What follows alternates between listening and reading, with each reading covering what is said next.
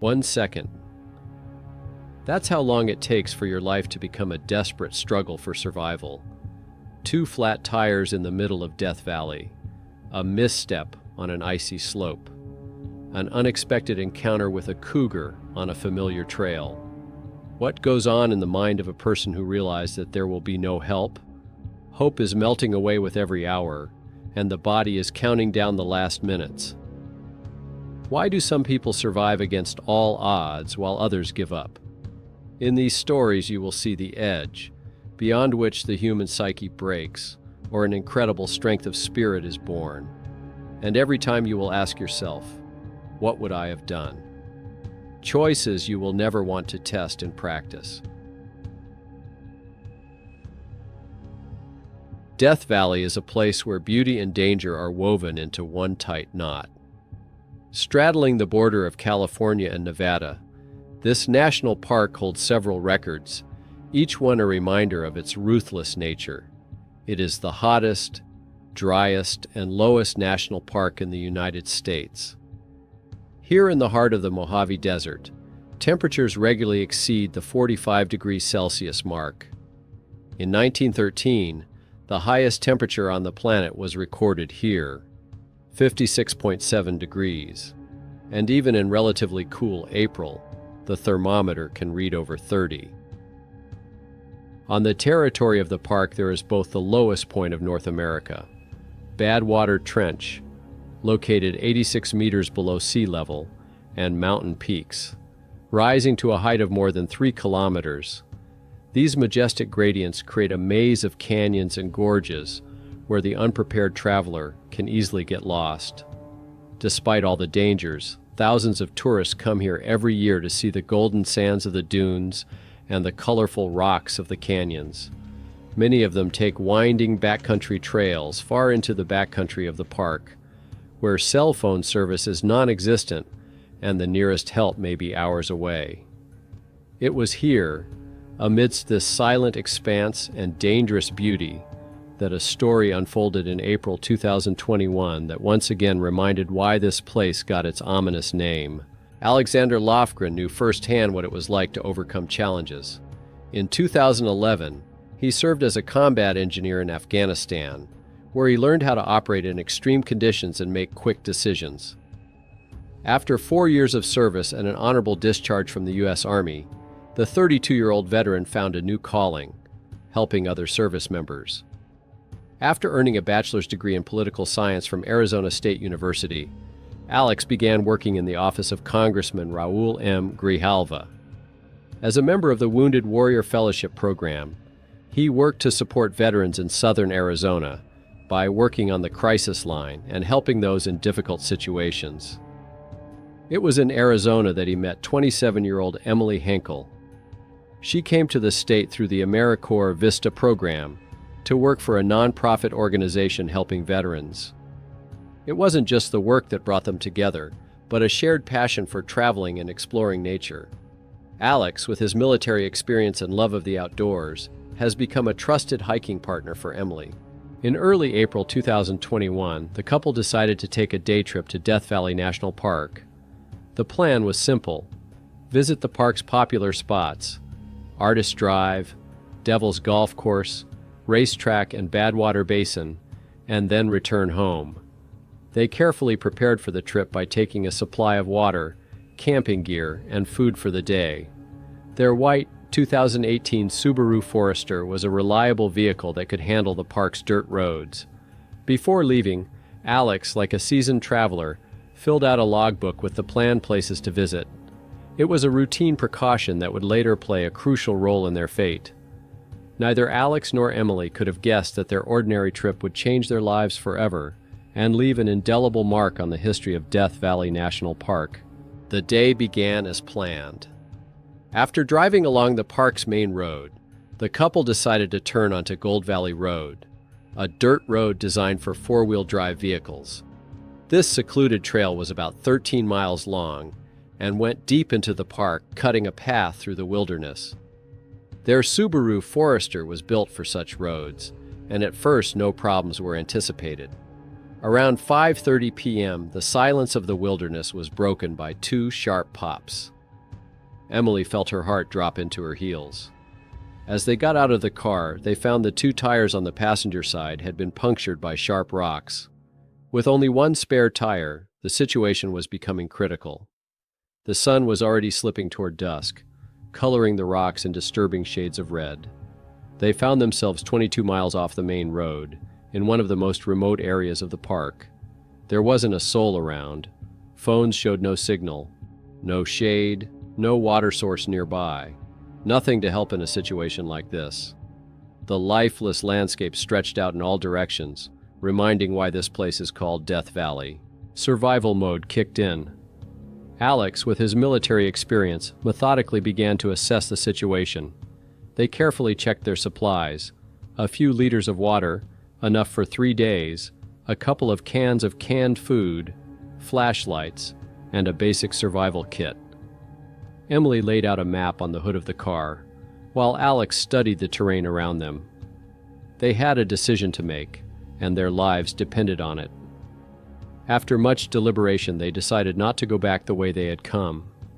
Instead, they mapped out a route to Mormon Point via a mountain pass. The route was shorter, but considerably more difficult. As they prepared to leave in the morning, they left a note in the car. 2 flat tires heading for Mormon Point have a 3-day supply of water. Around the car, they had laid out an arrow made of rocks indicating the direction they were headed. After settling into the car for the night, they tried to conserve their strength for the challenge ahead. The temperature was dropping rapidly, a typical contrast of the desert, where the heat of the day is replaced by the penetrating cold of the night. Tomorrow, they were to cross one of the most dangerous sections of the park, where steep canyons and sheer cliffs could be either a path to escape or a death trap. The night silence of Death Valley seemed especially oppressive, as if foreshadowing the trials that lay ahead. At 4 o'clock in the morning, when the sky was still studded with stars, Alex and Emily left their car. An early exit was necessary. They had to get through the difficult mountain terrain before the heat of the day set in. The route to Mormon Point took them over a mountain pass on a marked trail, but the terrain left no room for error. The path traveled through a canyon sandwiched between the steep slopes of the Black Mountains Range. Ancient cliffs, formed by millions of years of geologic activity, loomed overhead in dark silhouettes. The trail gradually narrowed into a narrow passageway between the steep canyon walls. With each step, the terrain became more challenging. The rock here consisted of a mixture of metamorphic formations, making every step potentially dangerous. Steep slopes were dotted with sharp rocks, and the trail often looped along the edge of cliffs. Even for the experienced hikers that Alex and Emily were, this route presented a serious challenge. The April sun began to rise above the horizon, gradually filling the canyon with light and warmth. The temperature was rising quickly, reminding them why even at this time of year Death Valley remains one of the most dangerous places in the country. The shadows from the rocks that provided temporary shelter from the sun grew shorter and shorter. Moving forward, they reached a place where the canyon narrowed even more. Here, the trail led them to an unexpected obstacle, a 70-foot waterfall. A vertical rock barrier blocked the path like an impregnable wall. It was an established climbing route, requiring special equipment, ropes and safety harnesses, which of course they did not have. They were faced with a tough choice that would change everything. The sheer wall of the waterfall, as high as a 7-story building, towered silently above them like the final frontier between life and death. Here, in this narrow canyon, they had to make a decision, the price of which could be unimaginably high. Alex began to scrutinize the rock, trying to find natural ledges that could serve as a support for the descent.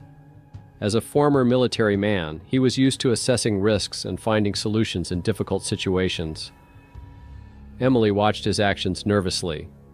"No unnecessary risks," she insisted as Alex began to carefully descend the cliff. "One step at a time. Take your time. Be careful." Her voice echoed off the canyon walls as Alex slowly made his way down the steep surface. Suddenly, the movement stopped. I can't find where to put my foot. Alex's voice sounded strained. I'll have to climb back up. But as he tried to get back up, the irreparable happened. I'm losing my footing. Those words made Emily's heart quicken. What do you mean you're losing your footing? She shouted in panic, frantically looking around for anything that might help. But it was too late. Moments later, Alex was tumbling 70 feet off the ground. What happened next was the scariest moment of Emily's life. By some miracle, Alex was still alive after the fall. He was able to yell to her to call for help. But in this wilderness, with no communication and miles away from civilization, help seemed out of reach. Emily was faced with an impossible choice. Moments before Alex fell, she had spotted a possible route of descent on the left side of the canyon, a narrow crevice in the rock. It was a dangerous path where any mistake could cost lives, but the only way to get to Alex. Despite her racing heart and trembling hands, she made her decision. In that moment, she had only one thing on her mind. She had to be there for him, no matter what it took. Clinging to the sharp edges of the cleft, Emily began her slow descent. The rock crumbled beneath her hands. Every movement could be her last. About halfway down, 30 feet from the ground, she was trapped. The walls of the cleft were too wide to grab onto. There was no turning back. Throwing her backpack down in the desperate hope of cushioning her fall, she closed her eyes for a moment and did the only thing she had left to do. Emily unclenched her hands. The impact with the ground was like an explosion of pain. Her ankle twisted unnaturally and snapped with a crunch. But in that moment, driven by adrenaline and overwhelming fear for Alex, she felt almost no pain. Limping and stumbling, she made it to him, but faced the harsh reality that the 70-foot fall had left Alex with injuries incompatible with life. On this Easter Sunday, April 4th, 2021, Alexander Lofgren died in her arms. As the first wave of shock subsided, Emily realized the horror of her situation. She was on a narrow ledge in the middle of a steep canyon with a broken ankle. Alex's body lay nearby, but the worst part was that there was another cliff ahead of them, a 100-foot drop in elevation, making further travel impossible. Even without her injury, she had no chance of overcoming this barrier. The first day was filled with despair, guilt, and endless what-ifs. Every glance at Alex's motionless body brought a new wave of pain, sharper than from a broken ankle. Just a few hours ago they'd made plans, and now... Emily realized these thoughts wouldn't help her get out of here, but dealing with her emotions was nearly impossible. Taking inventory of her supplies, she realized that she had water and some food that they had packed the night before. A survival kit was also in her backpack. Using the materials at hand, Emily built a rudimentary shelter, stacking rocks for protection from the blazing sun and the piercing night wind. Every movement was difficult, physical pain mixed with emotional devastation. Each day around 2:30 in the afternoon, the sun peeked into the canyon, turning the narrow ledge into a red-hot oven. For the next 4 hours, survival became a real challenge. Without the ability to shelter from the direct rays of the sun, being in one of the hottest places on Earth, every minute seemed like an eternity. During those hours, the heat was so unbearable that even grief was overridden by the primal instinct to survive. Emily realized that she was completely dependent on the rescuers. But hope of rescue seemed elusive. This was such a remote and inaccessible place that the chances of being found seemed minimal, and yet she did not give up. Every day she told herself, "They will find us. We will be saved." Sometimes she caught herself saying "we," and a new wave of realization of loss came over her head. The nights were especially hard. The temperature in the desert was plummeting, and the sounds of Death Valley at night and the impenetrable darkness added to the feeling of utter loneliness. In the darkness, reality seemed distorted, nightmarish. The presence of Alex's body was a constant reminder of the tragedy, but the thought of leaving him was unbearable. He had been there all this time, so close physically and so unattainably distant. In those long hours of the night, Emily would often talk to him. telling him of her fears and hopes, of how much she wanted to live and how much she missed him. All that was left was to wait and hope that someone would find them in this vast stone maze. Those 5 days in the Death Valley Mountains could have been an eternity, but while Emily was fighting for her life, a massive rescue operation was unfolding outside the canyon. When the couple didn't return home by the evening of April 4th as planned, their loved ones sensed something amiss. By April 6th, worry had turned into certainty. Something had gone wrong. The Inyo County Sheriff's Office immediately sprang into action. A full-scale search operation was launched, bringing together multiple agencies. Rescuers methodically checked every hotel and motel in the Death Valley area. The California Highway Patrol disseminated information about the missing through all possible channels. The National Park Service utilized all available resources, from rangers to volunteers. The U.S. National Park Service joined the search, providing additional resources and experienced personnel. Search teams worked day and night, scouring the park's vast territory of more than 13,600 square kilometers. It was a race against time. Everyone realized that in the desert conditions, the count was days. On April 7th, the operation expanded.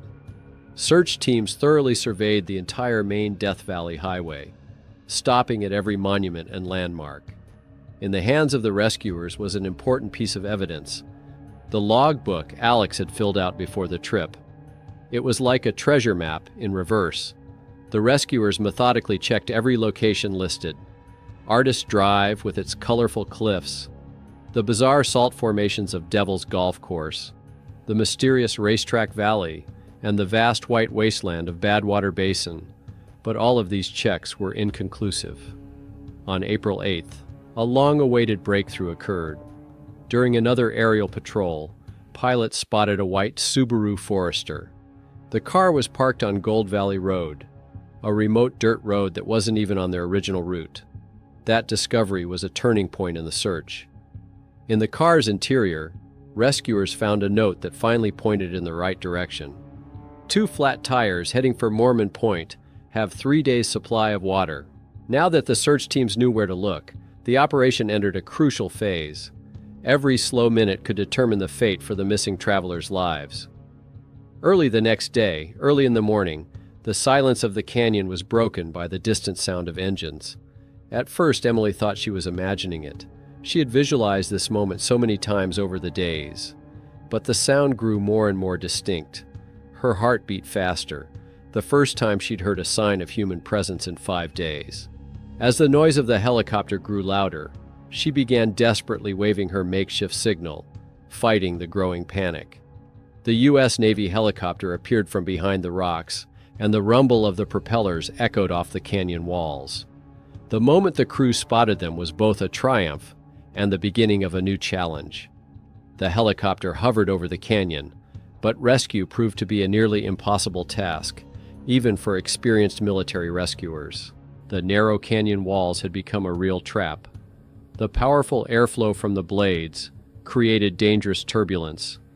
At first, the 2 rescuers who had rappelled down the ropes could not even reach the ledge where Emily was.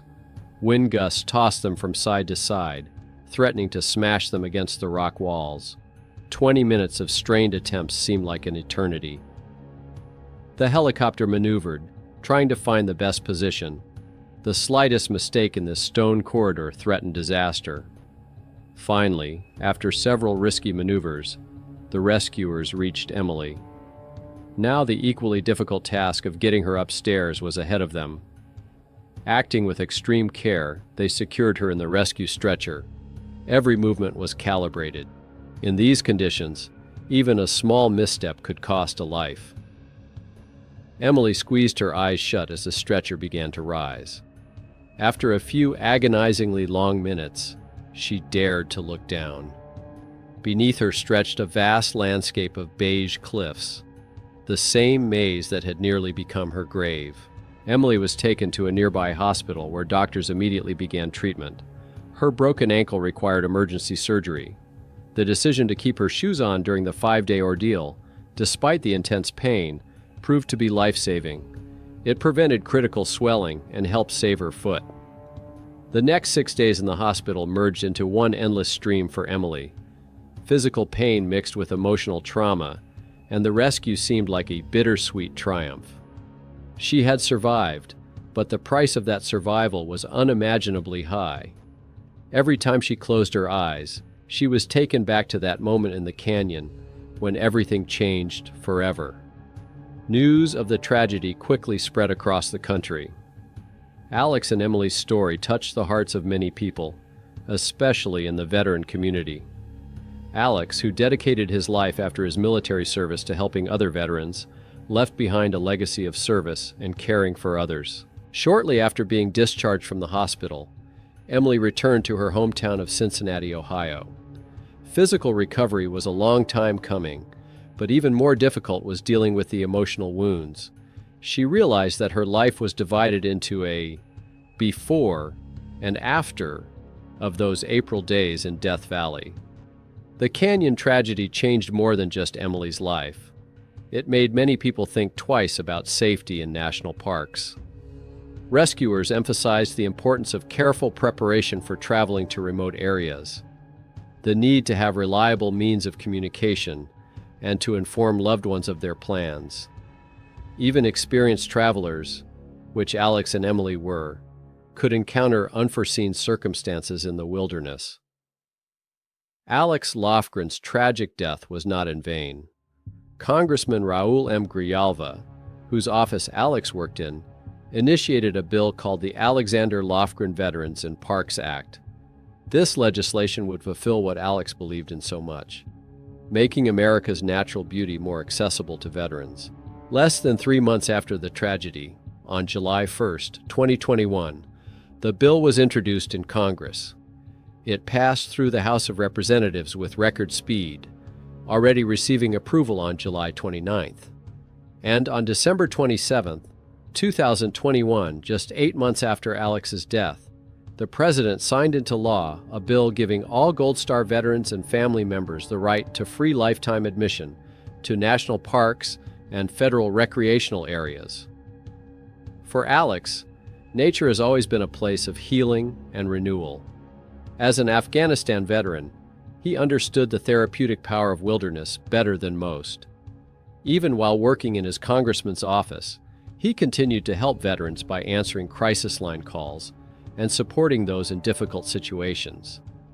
Now his name is forever linked to the law, helping other veterans find their path to healing through communing with nature. Alex and Emily's story is more than just a chronicle of the tragedy in Death Valley. It is a reminder that even the most seasoned travelers must treat wildlife with the utmost respect. It's a story about how love can push us to do desperate things, and how tragedy can turn into a legacy of helping others. Death Valley continues to attract thousands of visitors with its rugged beauty. Its canyons and deserts remain as majestic and dangerous. But now, thanks to Alex Lofgren, these places are more accessible to those who, like him, have dedicated their lives to serving the country. His name carved into the law has become a symbol of hope and a reminder that even in the darkest tragedy, a light can be born to light the way for others. July 2016 was a particularly harsh July in New Zealand. Mount Aspiring National Park, spread over 355,000 hectares, was greeted by a thick layer of snow. In the heart of the park, amidst sheer cliffs and ancient glaciers, lies the famous Routeburn Track, one of the country's 9 great hiking trails. In summer, this 32-kilometer trail attracts thousands of hikers from all over the world. They come here to see the majestic mountain valleys, crystal-clear lakes, and snow-capped peaks of the Southern Alps. But with the onset of winter, the Routeburn trek changes dramatically. Climbing to an altitude of 1,300 meters above sea level, the route becomes a serious challenge, even for experienced climbers. In winter, there is a special atmosphere of danger. Sudden snowstorms can strike in a matter of minutes, turning a clear day into a whiteout. Avalanches regularly come down the slopes, burying everything in their path. Temperatures often drop to minus 15 to 20 degrees Celsius, and strong winds increase the feeling of cold, making it almost unbearable. The New Zealand Department of Conservation strongly advises tourists to refrain from traveling the route at this time of year, but not everyone heeds these warnings. In February 2016, a young couple from the Czech Republic arrived in New Zealand in search of adventure. Pavlina Pijova, 33, and Andrei Peter, 27, had obtained tourist visas and were full of ambitious plans. Like many other travelers, they decided to start by earning money from local farms to save up for traveling around the country. The small town of Motueka became their first home in this faraway land. Here on the apple plantations, they spent long days harvesting the crops. The work was hard, their hands ached from the endless plucking of fruit, but the dream was worth it. Every dollar earned brought them closer to their main goal of exploring the wildlife of the South Island. Each of them had their own plans for the future. Andre, an experienced snowboard instructor, hoped to find work on the ski slopes of Queenstown, a popular tourist town in the South Island. Pavlina, on the other hand, hoped to get a job in one of the local restaurants or mountain hotels.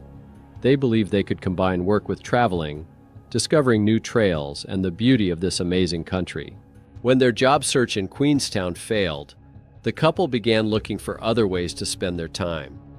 For several months, they explored the city's neighborhoods, taking small hikes on local trails.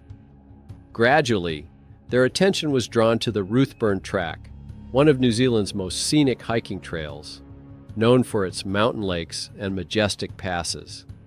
This decision, made almost by accident, changed their lives forever.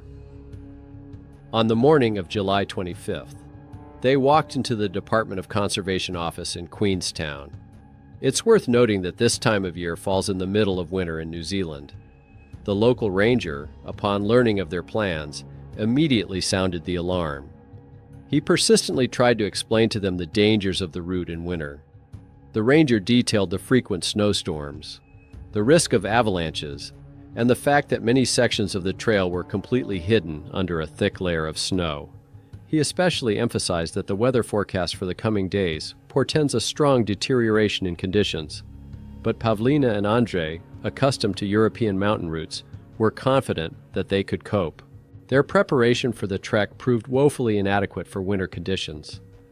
Their backpacks did not contain the essentials: no ice crampons, no ice axes, not even a tent, only sleeping bags and the hope of reaching mountain shelters along the route.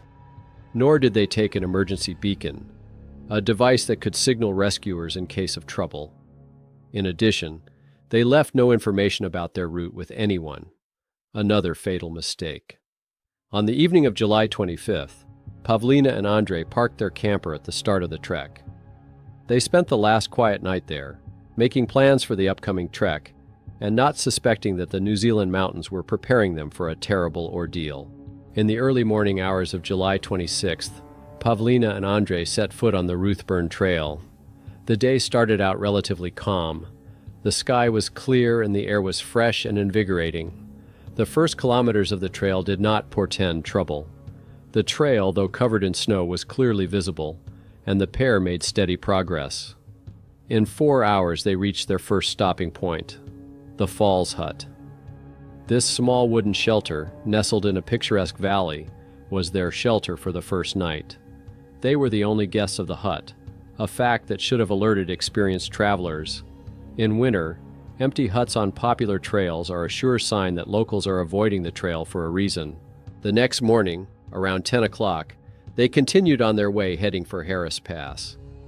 The weather forecast promised worsening conditions, but the air seemed stable enough to continue on the trail. Within an hour, however, the weather began to change. Heavy gray clouds covered the sky, a piercing wind picked up, and then snow began to fall. Visibility gradually deteriorated, and what should have been an hour-long trek stretched into 5 grueling hours. With each step, it became more and more difficult to walk. The snow was already up to my knees, and the trail was gradually disappearing under the freshly fallen cover. When they reached Harris Pass, They saw a sign telling them that it would be another 3 hours before they reached Mackenzie's cabin. Deciding that the most difficult part of the route was behind them, they moved on. It was a fatal mistake. Shortly after they left the pass, the weather changed dramatically. The snowfall intensified, visibility dropped rapidly, and their tracks were covered almost instantly. By 5 p.m., it began to darken rapidly. The wind increased to gale force. Its gusts were so powerful that one had to bend low to keep one's balance. A thick fog engulfed everything around them like a white veil, turning the familiar world into an unrecognizable labyrinth. Pavlina and Andre switched on their headlamps, but their light barely penetrated the dense snow veil even a meter away. The trail markers that usually showed the way had completely disappeared under the snow. In complete disorientation, they began circling the slope. Each next step seemed similar to the previous one, and time seemed to stop in this white chaos. They tried to use a compass, but with zero visibility and total loss of bearings, even it couldn't help them. Exhausted and lost, they made the only possible decision: to seek shelter for the night. After much searching, the only suitable place turned out to be a sheer cliff under which they could take some shelter from the merciless wind. This night was a real test of their endurance. Without a tent, with only a thin awning to protect them from the elements, they tried to keep warm by huddling together. The snow was constantly seeping under their makeshift shelter, their clothes gradually getting wet, making the cold even more penetrating. Peacock kept her eyes open all night, fearing that they might be covered in snow if she allowed herself to fall asleep. Every gust of wind threatened to tear away their flimsy shelter, and the temperature continued to drop. At dawn, the sky cleared a little, and they saw the cruel irony of their situation. Mackenzie's cabin was not far away at all, behind the snowy ridges that yesterday's bad weather had hidden. In the morning light, it seemed so close and accessible. Gathering the last of their strength and encouraged by the proximity of a saving shelter, they immediately set out, imagining that they would soon be warm and safe. But the mountains prepared for them the last, most terrible test. The marked trail to Lake Mackenzie was steep and completely covered in snow. To save time, they decided to go straight ahead, a decision driven by fatigue and a desperate desire to get to the cabin. But instead of descending to the hut, they began to climb up the valley, heading farther and farther up an unknown mountain spur. By noon, the sky was again overcast and the biting wind had increased. The search for the right path took several hours. Soon, the first signs that something was wrong with Andre began to appear.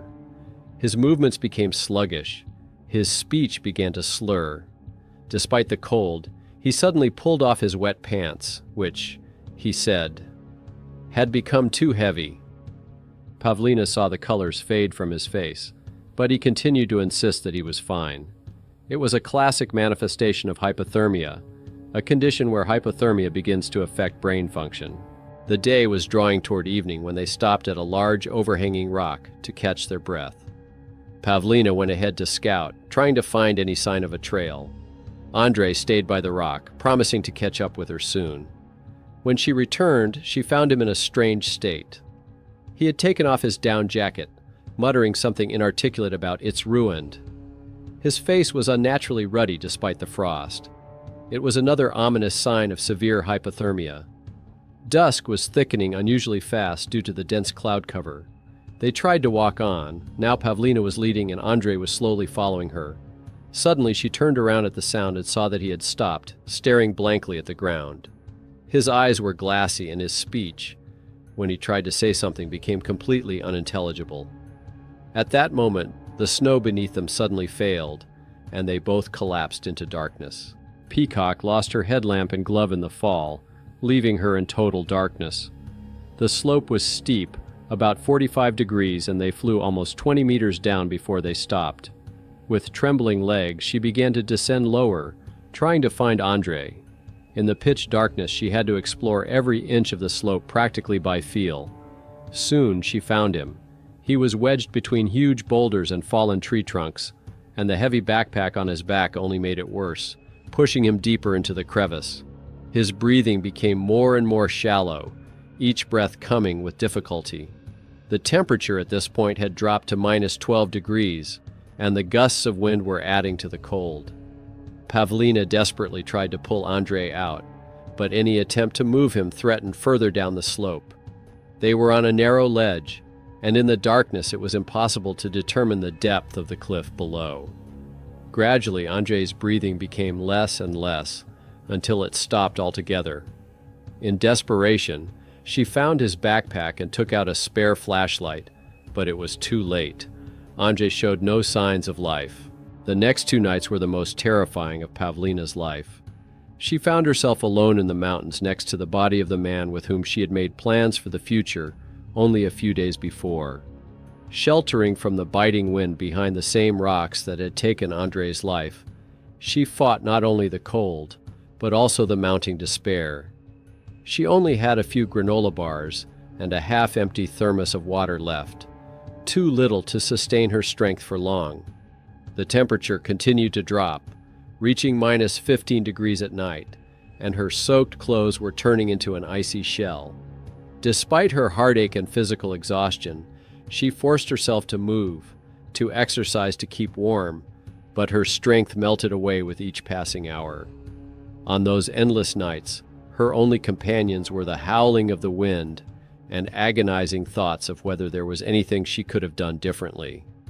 On the 3rd day, realizing that there was nowhere to wait for help, she made the hardest decision of her life: to leave Andrei's body and try to save herself. After gathering the last remnants of food and melting some snow for water, she began her lonely journey through snowdrifts and rocky scree. Her boots were soaked through, and without gloves, her hands were quickly becoming desensitized.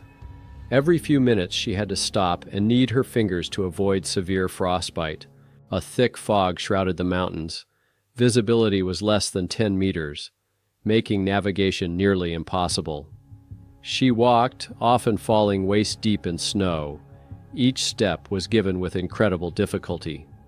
As night fell, Pavlina found shelter under an overhanging rock, where she was almost completely covered with fresh snow while she slept. The temperature dropped to -20 degrees, and by morning her hands and feet were so numb she could barely move her fingers. But she knew that if she stayed where she was, it would mean certain death. By noon, Peacock could see the faint outline of Mackenzie's cabin in the valley below. Gathering her last strength, she began to descend toward the lake. Massive boulders surrounded the lake on all sides, forming the only possible path to the cabin, and every step through this labyrinth of rock could be her last.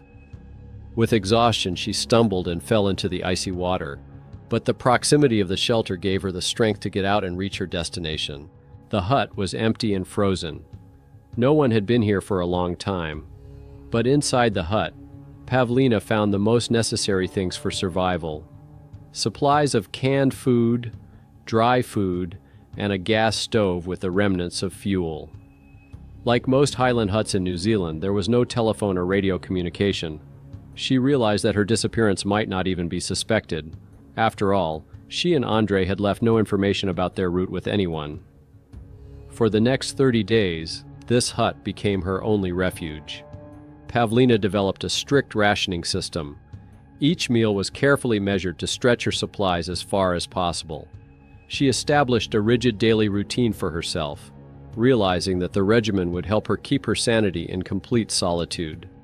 The morning began with a check of the weather and the condition of the snow around the hut, followed by stretching and exercise as far as the condition of her frostbitten limbs allowed. Avalanches could often be seen outside the windows. Nature reminded us that it would be impossible to get out on our own. Especially dangerous were the days after snowfalls, when freshly fallen snow created additional load on the slopes. Pavlina kept a record of the weather conditions in a notebook she had found. This information could be useful for planning a possible rescue. Using ash from the fire, she wrote a huge H in the snow, the international signal for help for passing helicopters. Every day she maintained this sign, keeping the snow from covering it. Several times she heard the sound of helicopter engines, and desperately waved anything that could attract attention. Jackets, scarves, even tried to use the sun's reflection off metal objects. But the helicopters flew past without noticing her signals in the snowy desert. In an effort to stay fit and fight despair, she forced herself to exercise every day. Despite her frostbite, Pavlina performed exercises with her backpack outside the hut, preparing herself for a possible solo descent from the mountains. She realized that if help did not come, she would have to find a way to escape on her own. The nights were the most difficult. In the darkness, her thoughts inevitably returned to Andrei, to that fateful day, and to all the decisions that had led them to this route. Sleep came with difficulty, interrupted by the sounds of the mountain weather and the cold that seemed impossible to escape even in the hut.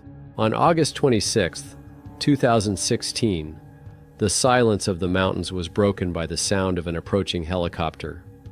Peacock, already used to disappointment, still ran out of the hut wearing a brightly colored life jacket. The New Zealand Rescue Service helicopter was circling over Lake Mackenzie. By this point, the families of Peacock and Andrei had already endured weeks of a real nightmare. First, the occasional Facebook messages were replaced by complete silence. Then the phone calls stopped going through. Alarmed parents tried to contact hostels and hotels in Queenstown, but no one saw the young Czech couple. In desperation, they began writing en masse to the Czech consulate in New Zealand. Vladka Kennett, the Czech consul, who lives in Glenorchy near Queenstown, was literally inundated with messages from concerned relatives from Europe. She immediately contacted the New Zealand Department of Conservation, giving them all available information about the missing hikers. When it turned out that Pavlina and Andrei were planning to walk the Routeburn track, the local police organized a check of the parking lots near the start of the route. That's where their camper was found, which had been sitting unmoved for almost a month. Rescuers methodically surveyed the route by helicopter until they spotted a lone figure desperately waving his arms near Mackenzie's hut. After 3 attempts to land in difficult weather conditions, the helicopter finally managed to land on a small area near the hut. What the rescuers saw stunned even seasoned professionals. Despite her exhaustion, Pavlina was still lucid. Her fingers were severely frostbitten, but she continued to maintain order in the hut and keep a record of her survival. Rescuers noted her remarkable organization. All remaining supplies were neatly sorted and paths around the hut were cleared. The evacuation took place in difficult conditions. Gusty winds made it difficult for the helicopter to take off. Peacock was immediately transported to Queenstown Hospital, where a medical team was already waiting for her arrival. The medics were amazed. Despite severe frostbite on her fingers and toes, Peacock's overall condition remained stable. Medics called her survival in such extreme conditions a true miracle. 2 days later, on August 28th, rescuers found Andrei's body. It was on a steep slope, about 2 kilometers from the hut, wedged between rocks and fallen trees. The difficult terrain and incessant snowfall made evacuating the body a particularly difficult task. It took rescuers several hours and special climbing equipment to reach him. Shortly after the rescue, Pavlina Pijova held a short press conference. She openly admitted all the mistakes she and Andrei had made, not having the necessary equipment, ignoring weather warnings, and, most importantly, deciding not to leave information about their route to anyone. This case was a watershed for safety on New Zealand's mountain routes. The Department of Conservation strengthened control over winter hiking and tightened the requirements for hikers' equipment in the cold season. Now everyone planning a winter hike on difficult routes is required to carry an emergency beacon and leave a detailed plan of their route. In a letter of thanks to the Department of Conservation, Pavlina wrote, "The well-equipped hut literally saved my life. Nothing can express my gratitude for the infrastructure you have created." She sent a separate message to the rescuers thanking them for their tremendous efforts to rescue and return Andrei to his family. Pavlina and Andrei's story was a stark reminder that mountains do not forgive frivolity. Even the most scenic route can turn into a death trap if you approach its preparation irresponsibly. There is no room for chance in the mountains. Every detail, from the right equipment to informing loved ones of your plans, can be decisive in the fight for life. Today, the Routeburn track remains one of New Zealand's most popular routes. Thousands of hikers traverse the trail every year, enjoying the magnificent views. But now, at pre-hike briefings, rangers often tell the story of two Czech hikers, as a reminder that even the most beautiful place can carry deadly dangers. Whiting Ranch Regional Park in Southern California seemed to be the epitome of tranquility and safety. Thousands of people came here every day to enjoy the scenic trails and breathtaking views. None of them suspected that on this day, the quiet canyons would become the scene of events that would shake all of America. In these places, wildlife has always been next to civilization. People used to feel safe among these trails and canyons, believing that the boundaries between their world and the world of wild animals are clearly defined. But nature sometimes cruelly reminds us how illusory this boundary is, and how quickly a familiar walk can turn into a struggle for survival. On January 8, 2004, the trails of Whiting Ranch Wilderness Park in Southern California were filled with outdoor enthusiasts rushing to enjoy the last hours of daylight. The setting sun illuminated the majestic slopes of Red Rock Canyon, creating the perfect setting for an evening bike ride. Covering over 1,000 acres, this park is a complex system of mountain trails, canyons, and open spaces. Located on the edge of urban development, the park has become a popular destination for outdoor enthusiasts, especially cyclists attracted by the variety of challenging trails. One of the most popular bike routes was considered the Cactus Hill Trail, a technically challenging trail with a steep climb and rapid descent. The trail required a high level of skill. Any mistake could lead to a fall into the cactus thicket or the ravine that bordered the route. Despite its proximity to the city, the park remained a wilderness area. It was home to both herbivores and predators such as coyotes and mountain lions. Although encounters with large predators were rare, the Park Service regularly recorded their presence and warned visitors to use caution. On this day, 30-year-old Ann Yeller, a former Marine and now a successful fitness trainer, was riding the park's scenic trails. After serving in the Marine Corps, Ann has fully committed herself to bicycling, finding it the perfect escape from the urban hustle and bustle of Southern California. Despite working as a personal trainer, she had practically abandoned the gym. All her free time was now taken up by riding on mountain trails. Riding beside her was her close friend Debbie Nichols. Despite the 18-year age difference, they complemented each other perfectly on the trails. Debbie, being a mother and grandmother, was not inferior to the younger ones in speed and riding technique. Both women were members of Trail Angels, a sorority of women cyclists, though they preferred to ride alone, concentrating on improving their skills rather than talking. Ann had planned a short workout that day. She had just returned from visiting family in Minneapolis and wanted to stretch after a 2-week break. After hastily laying out the groceries she'd bought at home, she left some of the bags in the kitchen, planning to return in an hour. The Whiting Ranch route was perfect for this purpose. 45 minutes of intense riding should be enough to get back in shape after a vacation. As they climbed to the top of Cactus Hill, Ann and Debbie spotted 2 cyclists whizzing past them in a cloud of dust. A sporting excitement swept over Ann. She often used other riders as a reference point, tacitly competing with them. "Ready?" she smiled at Debbie, and they raced down the slope, following the figures that had disappeared ahead. Speeding down the slope, Ann kept her eyes on the road. Any mistake at this speed could cost her serious injury. Suddenly, she braked sharply. There was a man standing on the path, holding 2 bicycles. Slowing down, Ann asked if everything was all right. "I found an abandoned bicycle," the stranger replied. The situation seemed odd to Ann. There was no second bicyclist visible on the open plateau, which could explain the presence of the extra bike. However, accustomed to casual conversation on trails, she didn't pay much attention to it. Nodding to the man, Ann and Debbie continued downhill.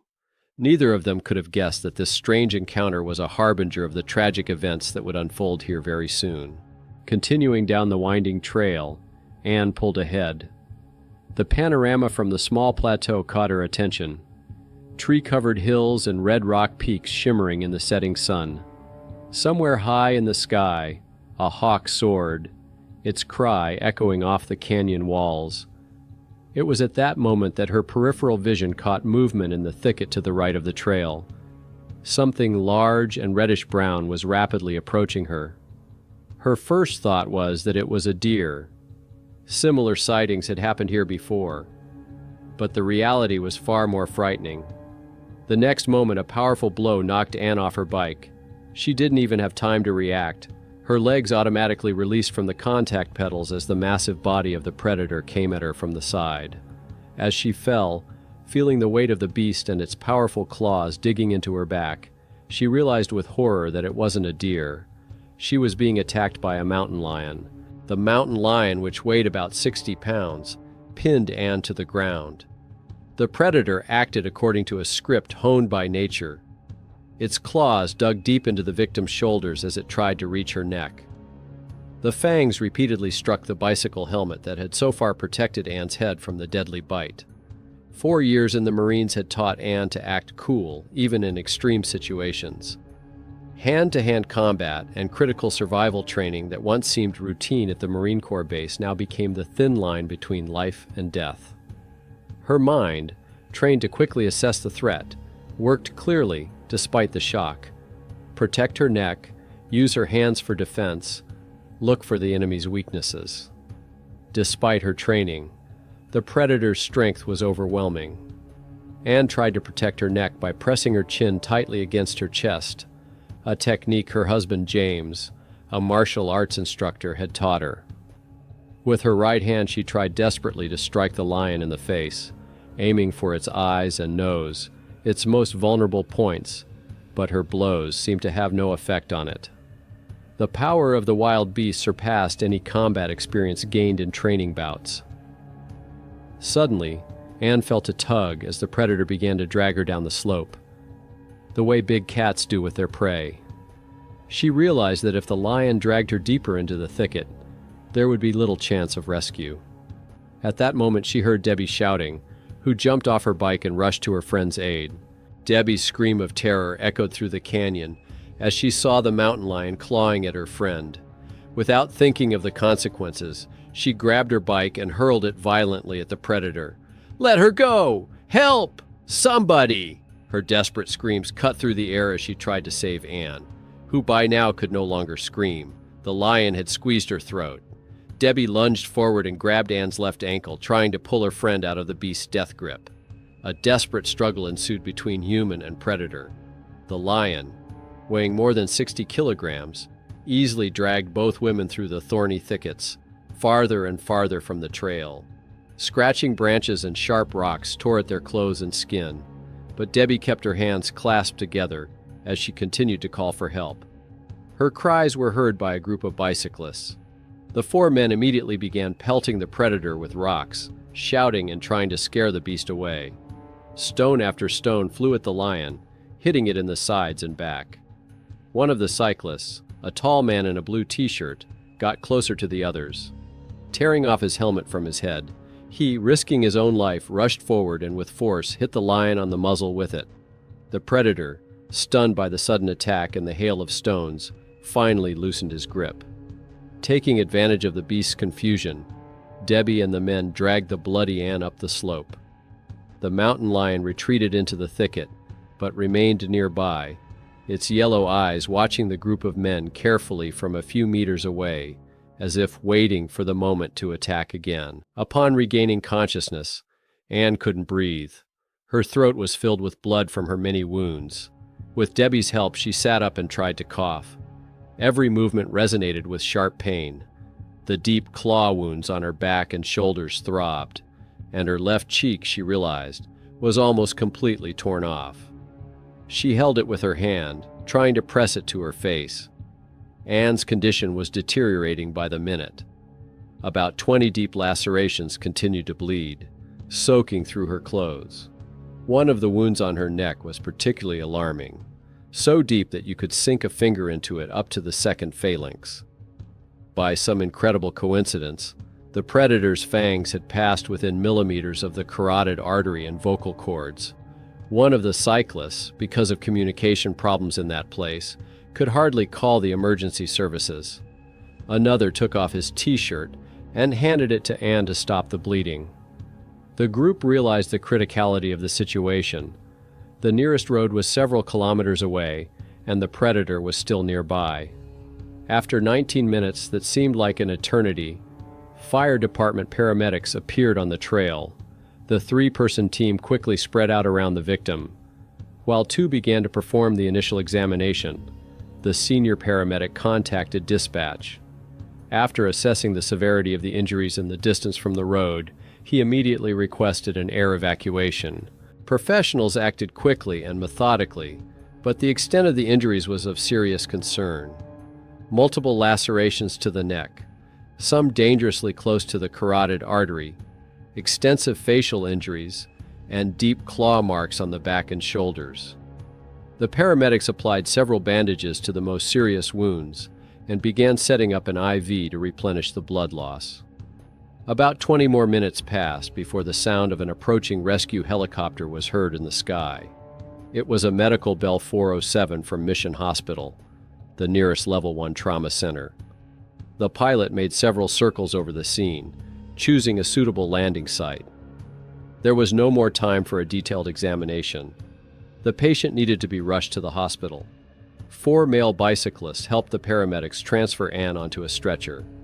Every movement during transportation could aggravate her injuries or cause more bleeding, but there was no other choice.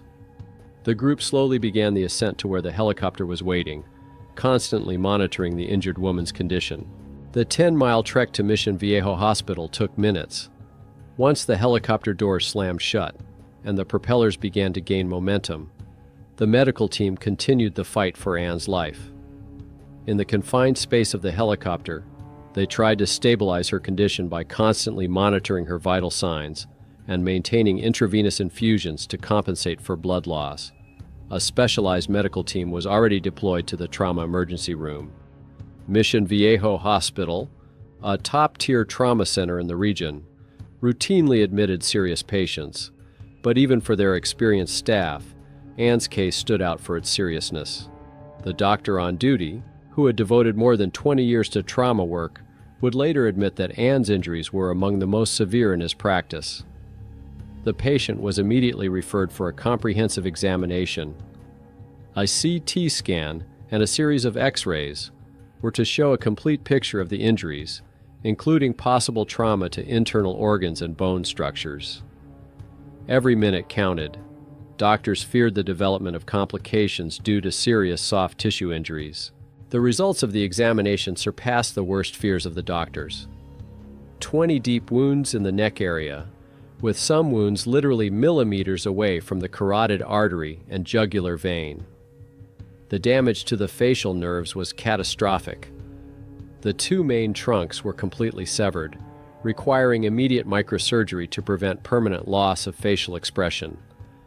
James, Anne's husband, arrived at the hospital. He was hardly recognizable. The always collected and calm martial arts instructor was in a state of shock. As the doctors prepared the operating room, he stayed by his wife's side, holding her hand and trying to cheer her up, even though he was struggling to cope with his emotions. As doctors fought for Anne's life, events unfolded at Whiting Ranch Wilderness Park that shed light on the tragic events of that day. The Park Service, in conjunction with Department of Fish and Game personnel, immediately organized a search operation. Their first priority was to locate and remove the predator that posed a deadly threat to park visitors. The search led the rangers to the very same abandoned bicycle that Anne had passed by. What at first seemed like a strange find on the trail now took on an ominous meaning. A few meters away from the bike, in a dense thicket, they found signs of a struggle and drops of blood. Moving further along these tracks, the rangers made a grisly discovery: the body of a cyclist. The deceased was 35-year-old Mark Reynolds, an experienced rider who became the first victim of the predator on that fateful day. Now the picture of tragic events began to clear up. The mountain lion attacked Mark a few hours before the meeting with Anne, and it was his bike she saw before her own collision with death. Experts, having studied the nature of the injuries, concluded that it was a classic mountain lion attack, a lightning-fast attack from behind, without a single chance for resistance. There were practically no signs of struggle on the body, which testified to the suddenness of the attack. By 7 p.m., the search team, using service dogs, had tracked the mountain lion about a half-mile from where Anne was attacked. Following safety protocol, and given the animal's apparent aggression toward humans, the decision was made to immediately eliminate the predator.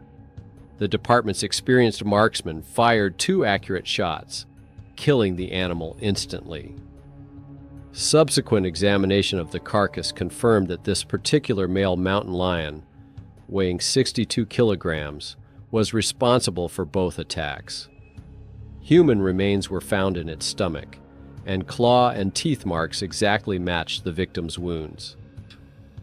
Local TV stations interrupted evening programs for breaking news. Reporters were broadcasting live from the park where the search operation was underway. News stories detailed the unprecedented case of 2 attacks in one day, interviewing wildlife experts and eyewitnesses to the events. Special attention was paid to the heroism of Debbie Nichols and the other cyclists whose determined actions saved Anne's life. CBS Los Angeles interviewed a Department of Fish and Game spokesperson who emphasized the exceptional nature of the case. There have only been about 20 confirmed mountain lion attacks on humans in California in the last 100 years. The incident at Whiting Ranch Park became the most high-profile case in Southern California in recent years, sparking a widespread public debate about safety in natural parks. In the weeks that followed, Anne underwent a series of complex surgeries. The first surgery lasted more than 6 hours. Doctors had to repair 2 major trunks of facial nerves that control facial expression functions. Dr. Nolan, who performed the surgery, did a filigree job of finding and connecting the tiny nerve endings, although he said it was like finding a needle in a haystack. It also required repairing soft tissue in the face and multiple injuries to the neck, some of which were several centimeters deep. Rehabilitation proved to be a long and painful process. The first 3 months were spent healing the wounds. Then began a long course of physiotherapy aimed at restoring mobility to the facial muscles and neck. Anne had to relearn simple actions such as smiling or closing her eyes completely. Each session was accompanied by pain, but she persevered. Throughout her recovery, her husband James was by Anne's side. His constant support and care played an important role in her recovery. After months of rehabilitation, doctors suggested additional cosmetic surgery, but Anne made the decision to leave her scars as they were. "Not a day goes by that I don't realize my facial scars, but I've learned to live with it," she later admits. 6 months after the attack, Anne surprised everyone with her decision to return to bicycling. She began riding the trails of Whiting Ranch again, including Cactus Hill, the place where the attack occurred. It became a way for her to prove to herself that fear could not run her life. Anne's story resonated widely, and soon she began receiving invitations to speak about her survival experiences. Reluctant at first, but gradually she became a sought-after motivational speaker, sharing her story with various audiences. Her speeches addressed not only the incident itself, but also the topics of overcoming trauma, accepting oneself, and the importance of support from loved ones. Anne Yeller's story is not just a case of a wild animal attacking a human. It is a story about the fine line between the familiar comforts of urban life and the harsh laws of wildlife, about how in a matter of seconds our illusion of safety can be shattered, and about what it means to truly fight for life. Winter in the Kaibab National Forest does not forgive mistakes. In northern Arizona, from December to March, these 640,000 hectares of ancient forest become a death trap where civilization is but a distant mirage. December 2016 was particularly merciless. Nighttime temperatures dropped to -8 degrees Celsius, and snowstorms could strike suddenly, reducing visibility to almost zero in a matter of minutes. Under such conditions, a person without special training could die of hypothermia in 3 to 4 hours. A more insidious danger is wet clothing, which increases heat loss by 10 times and significantly reduces survival time. Forest Road 22. A narrow road winding through the heart of the forest becomes especially treacherous in winter. The asphalt quickly turns to gravel, then to a barely visible rut among the pines.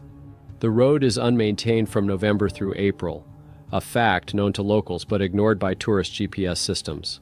Here, rescuers pull out dozens of motorists stuck in snowdrifts each year. Some are found too late.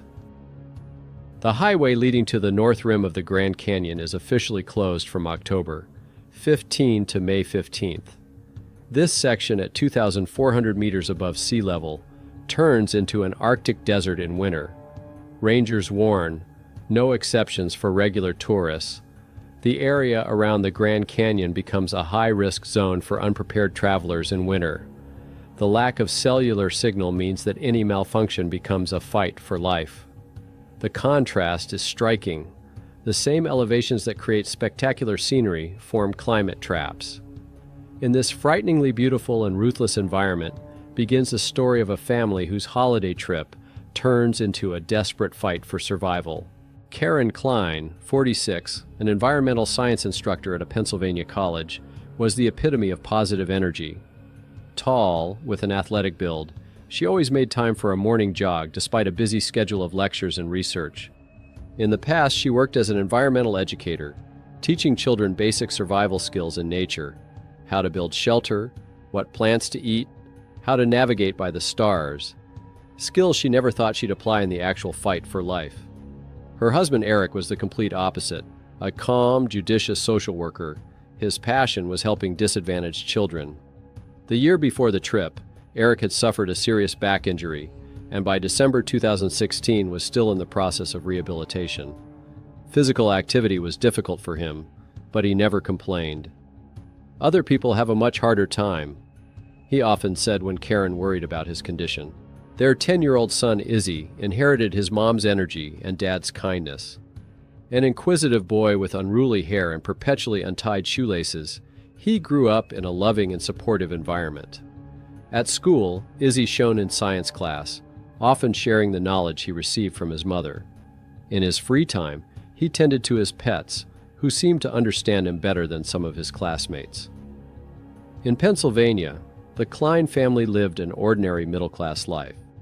A cozy house in the suburbs, a steady job, family dinners, and weekends in the park. But a few times a year they tried to break out of the routine to show Izzy different parts of America. Traveling became their way of creating special memories that wouldn't get lost among the monotonous, everyday life. December 2016, they decided to spend differently than usual. Instead of the usual visit to relatives for Christmas, the Kleins booked tickets to Las Vegas, not to gamble, but to show Izzy the city of lights and experiences, and then explore the famous national parks of the Southwest. After landing in Las Vegas, they rented a car and checked into a hotel on the famous Strip. The first days were filled with typical tourist attractions: a visit to the Wax Museum, where Izzy was photographed with wax doppelgangers of his favorite superheroes, walks through the neon streets of the city, where the boy enthusiastically looked at architectural copies of world landmarks. The highlight of the trip was to be the Cirque du Soleil show, Love, for which they had tickets for December 24th. The show, which celebrates the music of the Beatles, promised to be the perfect Christmas gift for the whole family. "We have 3 days between the show and coming home. Maybe we should see the parks," Karen suggested one evening while looking at a tourist map of the region. The idea seemed reasonable. Zion, Bryce Canyon, and the Grand Canyon were all relatively close to Las Vegas. 3 days was enough time to see the main attractions and get back to the show. Neither of them had checked the weather forecast for northern Arizona or road conditions. They were experienced travelers in the eastern states, but the West, with its extreme elevation and temperature differences, remained uncharted territory for them. Plus, their GPS unit, which had faithfully served them for years, seemed like a reliable guide through any terrain. This blind faith in technology and lack of information about the region's winter features were the first links in a chain of events that would soon bring the entire Klein family to the brink between life and death in the snowy stillness of the Kaibab National Forest. The morning of December 22, 2016, was clear and deceptively calm as the Klein family drove east out of Las Vegas. The plan seemed simple: visit 3 national parks, Zion, Bryce Canyon, and Grand Canyon, in 3 days, and return to Las Vegas by the evening of December 24 for a Cirque du Soleil show. The schedule was tight but doable. At least that's what Karen thought as she studied the map in the passenger seat. Their first stop was Zion, a realm of red sandstone cliffs overlooking narrow canyons. In the summer months, there was an apple in the sky from the tourists, but in the winter, the park seemed almost deserted. They spent only a couple of hours here, taking a few pictures and taking a hasty tour of the visitors center. Izzy was particularly impressed with the stories of the mountain lions that still lived in the remote corners of the park. "Can we stay and look for them?" he asked, but Karen gently reminded him of his busy schedule. By noon, they were on their way to Bryce Canyon with its famous hoodoos, bizarre stone columns created by erosion. Here the landscape was already showing signs of winter. Snow covered the tops of the cliffs, and the trails were partially icy. Eric, still recovering from a broken back, could go no further than the lookout. "You go ahead, I'll wait here," he said. But Karen decided they would stay together. They spent less than an hour in Bryce Canyon. "Next stop, Grand Canyon North Rim," Karen announced as she entered the destination into the GPS. The navigator calculated the route, showing an arrival time of 4:30 p.m. "We'll have time to watch the sunset over the canyon," she rejoiced, unaware that her plans were not destined to come true. The first warning sign was a message on the GPS screen. Route changed due to closed road. The main AZ-67 highway leading to the north rim of the Grand Canyon was closed for the winter.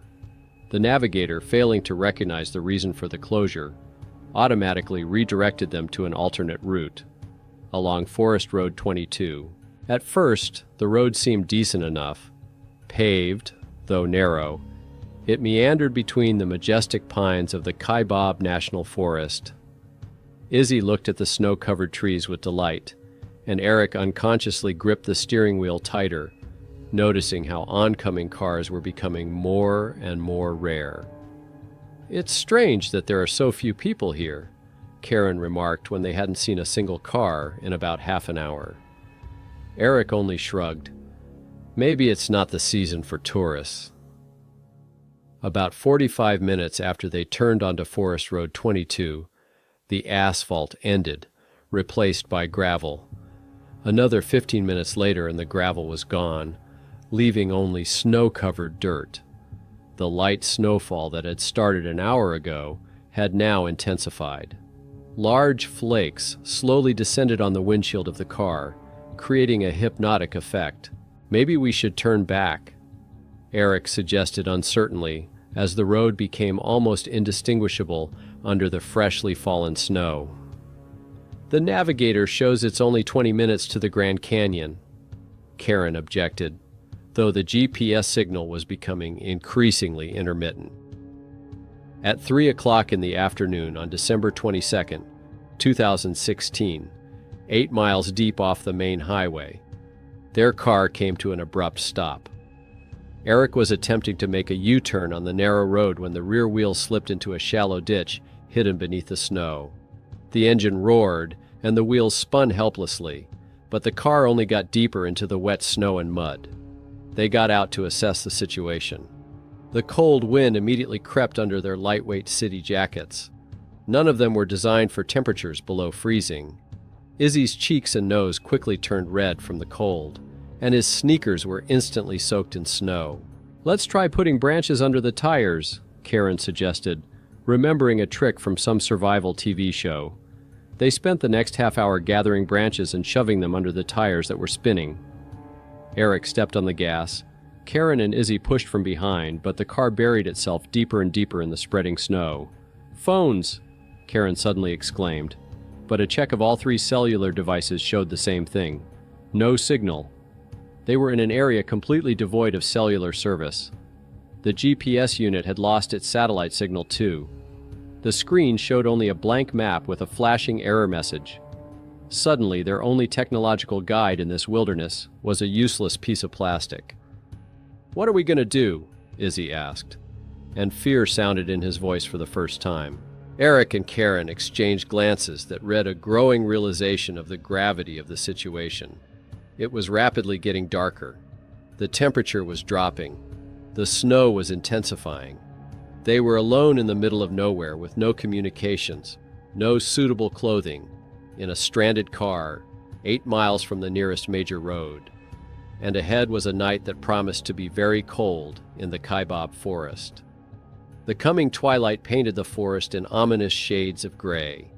The snow continued to fall, and the temperature was rapidly dropping to -8 degrees Celsius. The Kleins gathered in the car, turning on the motor for warmth, to discuss options. Karen listed 3 possibilities: for everyone to go looking for help, to stay in the car and wait for a random passerby, or to go alone to get help. Eric immediately dismissed the first option. In the dark, with no flashlights or warm clothes, they risked freezing the whole family to death. The second option seemed no better. They hadn't seen a single car in the last hour and a half, and a night in the woods without enough fuel for constant heating was deadly. That left a third option. Eric couldn't go because of a recent back injury. Izzy was too small. The choice fell to Karen. "I'll go. I'm a runner. I have good stamina. If the road led us here, it can be used to get back out to civilization." Karen gathered the essentials in her pockets. Her cell phone, a few energy bars, and a bottle of water. "By my calculations, it's about 8 miles to the main highway. If I walk at a good pace, I can get there in a couple hours." They didn't know how optimistic that forecast was. "What if you don't come back?" Izzy asked, in a voice trying to be brave but losing to fear. "I'll come back, I promise. Or I'll send help. Most importantly, stay in the car, keep warm." She turned to Eric. Their gazes met, and years together allowed them to exchange 100 unspoken words. "If I'm not back by morning and help doesn't arrive, you may have to go too," she said quietly. "But wait for dawn first." At 3:30 p.m. on December 22nd, 2016, Karen Klein stepped from the relative comfort of the car into the cold stillness of the snow-covered forest. Through the fogged glass, Eric and Izzy watched her silhouette dissolve into the shroud of snow. In an instant, an ordinary family vacation turned into an ordeal where the stakes rose dramatically. What began as a carefree trip through national parks would now become a desperate struggle for survival in the merciless winter forest. And 3 destinies, hitherto inextricably linked, are now on separate paths. The first kilometers were relatively easy for Karen. Adrenaline energized her, and the hope of finding help drove her forward. She walked briskly along the ruts, checking her phone periodically, but there was no signal. The snowfall was intensifying. The beautiful winter evening was turning into a real blizzard. The wind was tossing prickly snowflakes in her face, making breathing and visibility difficult. The temperature dropped to -9 degrees Celsius by 1700 hours. A light fleece jacket could not protect from the biting cold. Jeans and shoes got wet. Each step was getting harder and harder, and we had not walked more than a third of the way. 8 miles, she repeated like a mantra. I've run more than that. But running on a groomed track was nothing compared to traversing a snow-covered forest road in soggy shoes in sub-zero temperatures. By 6 p.m., the first signs of hypothermia had appeared: uncontrollable shivering, numb fingers, lethargy of thoughts. You can't stop for long. She remembered the principle of survival in the cold. Only movement could maintain the necessary body temperature. In the stuck car, Eric wrestled with his own demons. Anxiety for Karen mingled with the need to calm his son. He periodically killed and restarted the engine, increasingly worried about the fuel supply. Izzy lulled in the back seat, wrapped in his jacket and his father's sweater. "Dad, do you think Mom has found help yet?" he asked. "Of course she has. She's probably on the highway by now," lied Eric. In fact, his anxiety was growing by the minute. He knew that even under ideal conditions, Karen wouldn't have made it to the highway by now. The snow had almost completely covered her tracks. The car stood in the middle of the white desert, as if cut off from the world. By 8 p.m., Karen had lost track of time and distance. The road now seemed only a vague shadow. She walked almost blindly, guided more by intuition. Her cell phone was dead in the cold. Movement was becoming difficult. Her thoughts were jumbled. First she thought about Izzy and Eric, then about the students, then about some absurd little thing.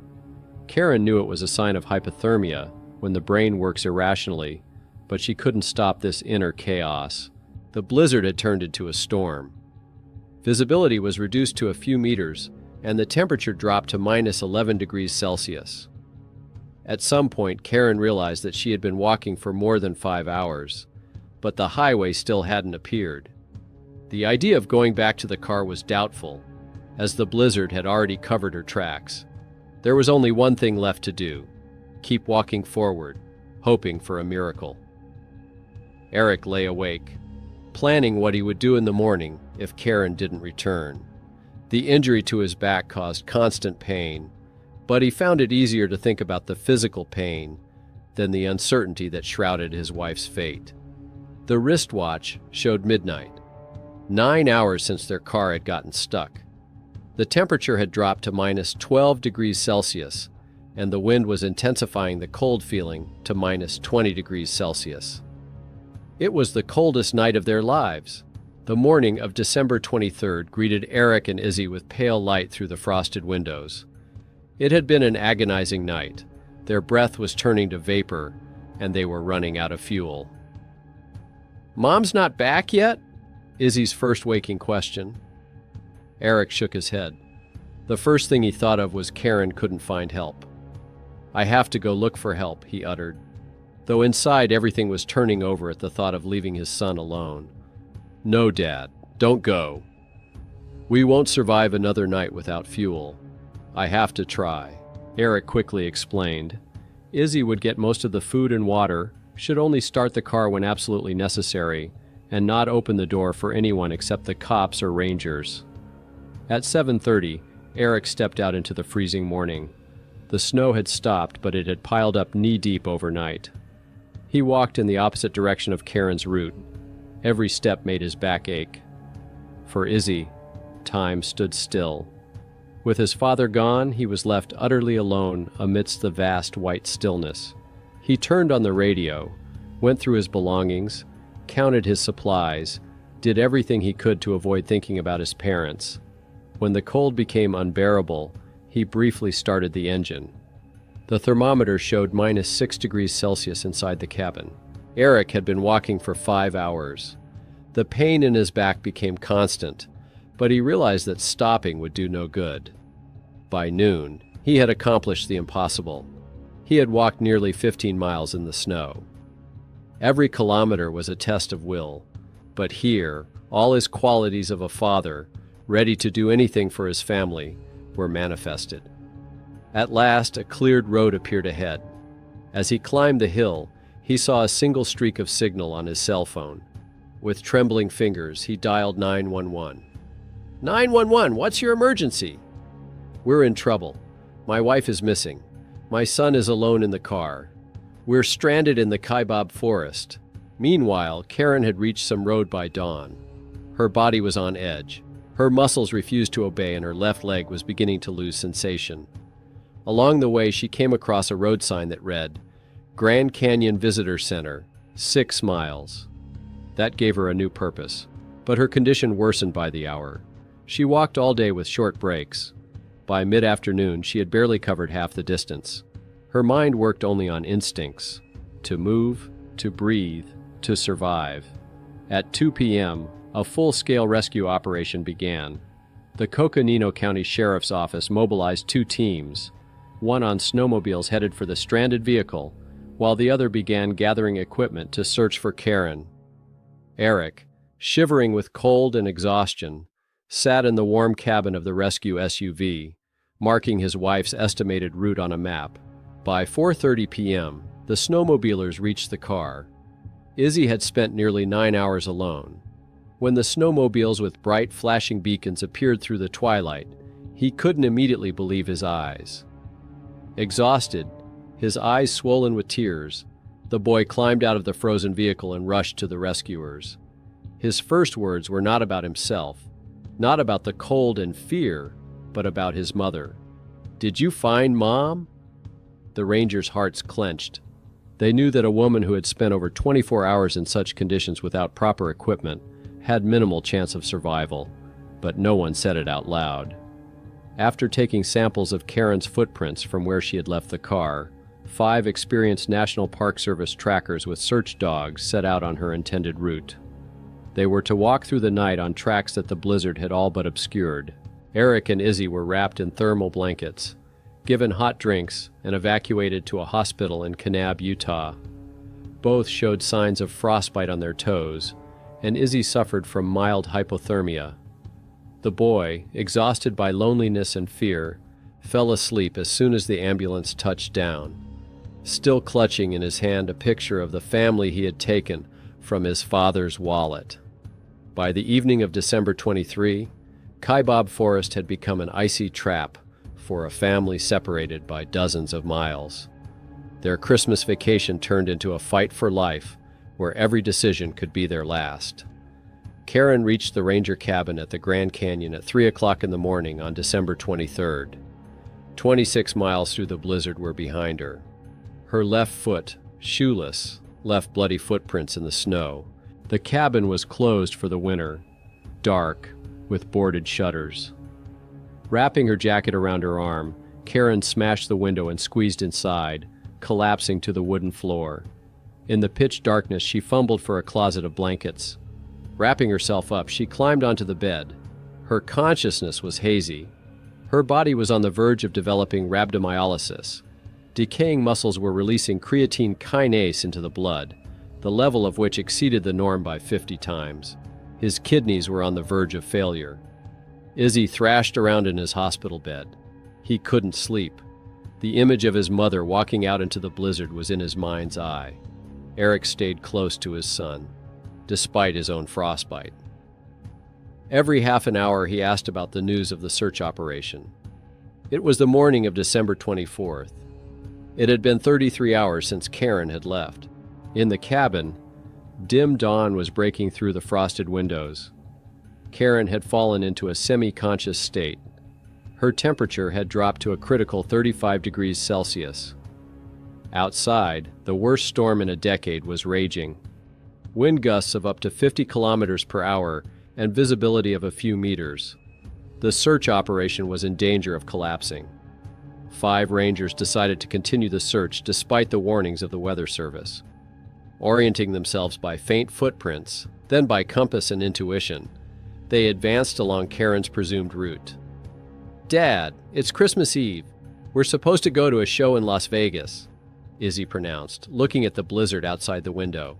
Eric squeezed his son's hand tighter. "We'll definitely go next year, the whole family." At that moment, the Coconino County Sheriff walked in. "Mr. Klein, can I talk to you for a minute?" Eric's heart sank. In the cabin, Karen no longer distinguished between reality and delusion. Suddenly, lantern beams cut through the darkness. Voices, a knock on the door.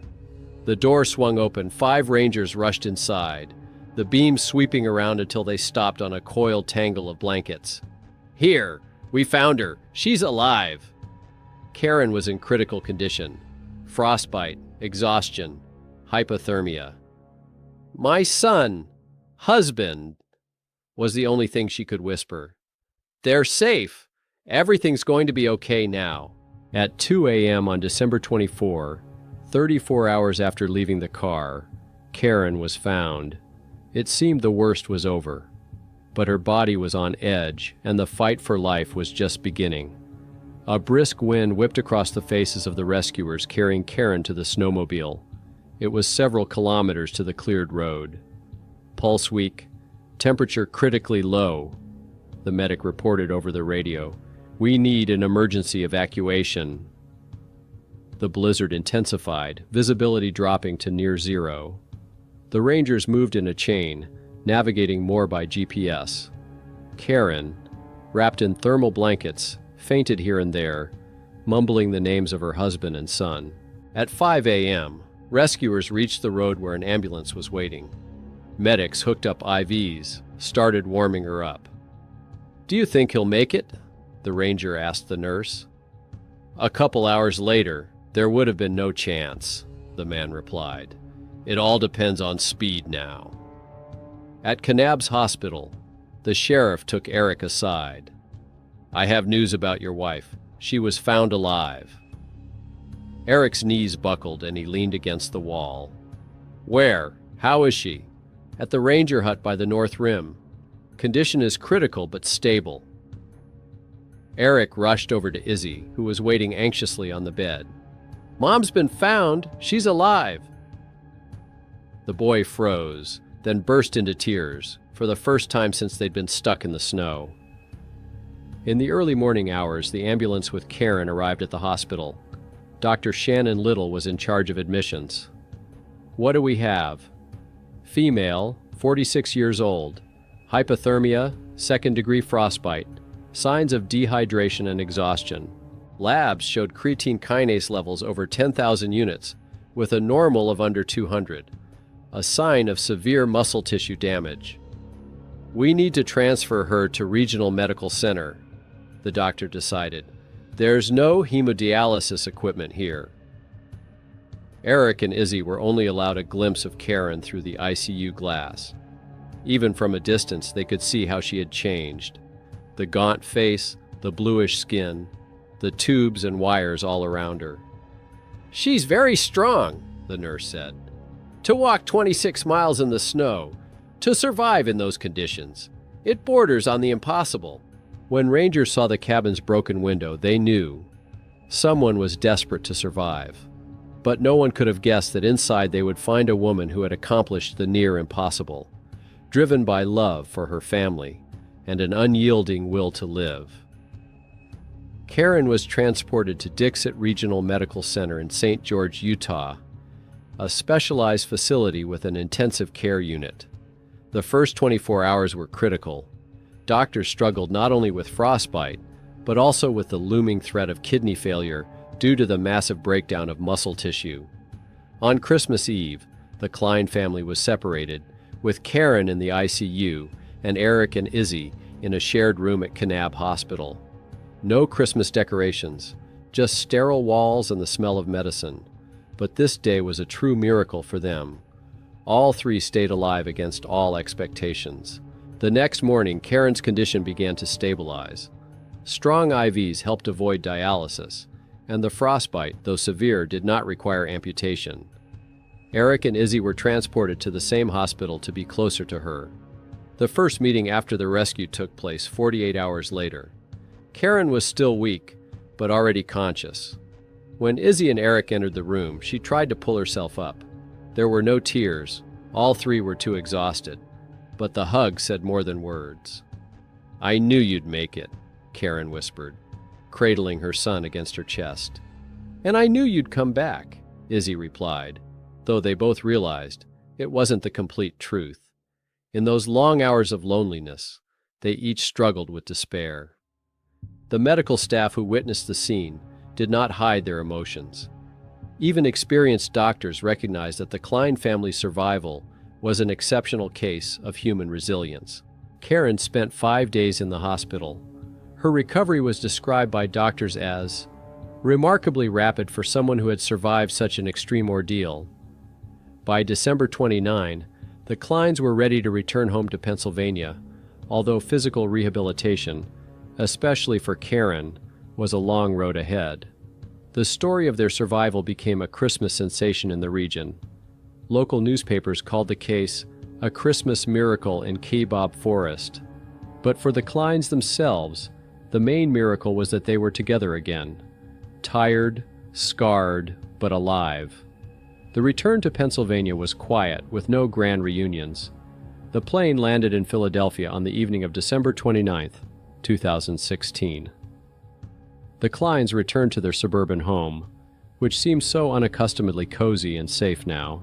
Physical recovery was taking its course. Karen was undergoing intensive therapy to rebuild muscle tissue. Her left foot, the one most affected by frostbite, was gradually healing, although sensitivity was slow to return. Eric dealt with the effects of hypothermia more quickly, but his back injury worsened after the long transition, requiring additional treatment. But the most difficult part was the psychological recovery. Karen was plagued by nightmares and guilt. How could I leave them? Why didn't we turn back immediately when the GPS went haywire? Izzy was showing signs of post-traumatic stress disorder. Sudden sounds startled him, and snowfalls triggered panic attacks. Over time, an ordeal that could have torn the family apart only strengthened their bond. They began to appreciate every moment together more, finding joy in the simple things. I used to always be in a hurry to get somewhere, chasing some achievement, Karen told a local newspaper a year later. Now I realize, the ordinary moments are the most precious. Just sitting with a cup of tea, watching the birds outside the window, that's real happiness. Izzy, who was in therapy, found a way to reframe the traumatic experience. What my mom did is what she always did. She's the strongest person I know. And Dad, if he hadn't acted so quickly and effectively, Mom would have died. A year later, the Kleins did attend Cirque du Soleil's Love Show in Las Vegas. It was a peculiar point in history that changed their lives forever and showed what love can do when it comes to saving those closest to them. The Klein family's story is not just a tale of survival. It's a reminder of how easily modern man's reliance on technology can leave him defenseless in the face of wildlife. If you ever take a winter road trip, remember these simple rules. Always check your route ahead of time. Don't rely solely on GPS. Let someone know your plans and expected return time. Keep an emergency kit in your car, blankets, non-perishable food, water, flashlight. If you get stuck, stay in your vehicle. It provides cover and makes you more visible to rescuers. Run the engine periodically for warmth, making sure the exhaust pipe is not blocked by snow. Statistics show that more than 2,000 people in the U.S. each year find themselves in situations similar to what the Kleins experienced. More than half of the cases are due to over-reliance on technology. But the most important lesson of this story isn't in the practical advice.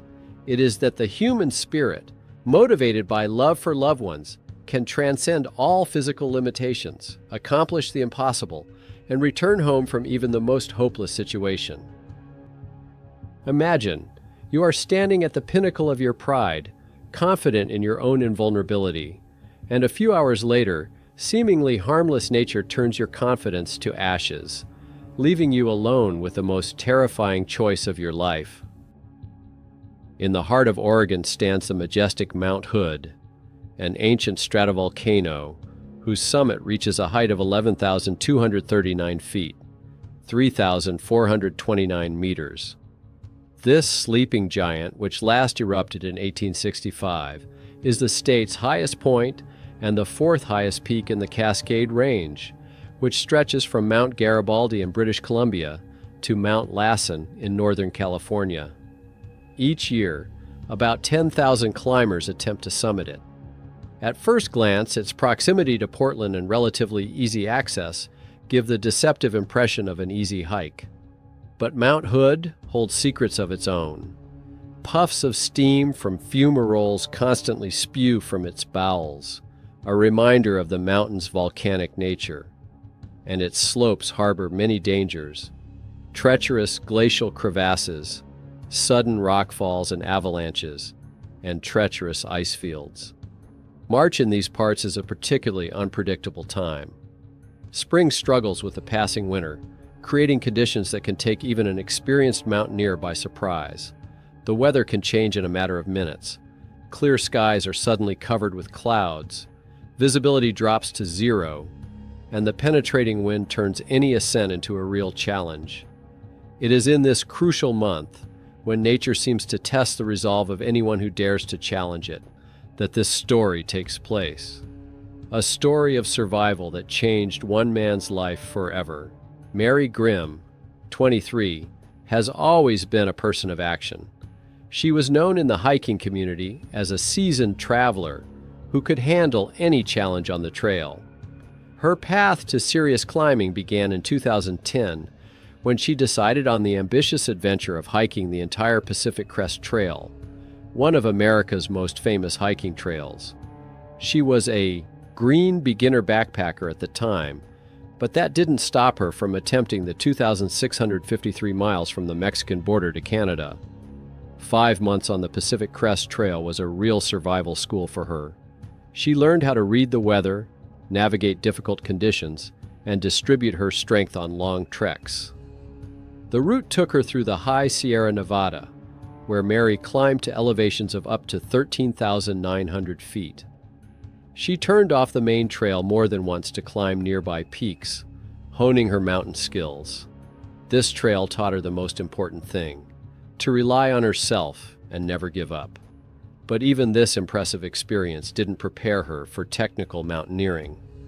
Although Mary could talk for hours about properly packing a backpack or choosing a campsite, she had never worked with an ice axe in serious winter conditions.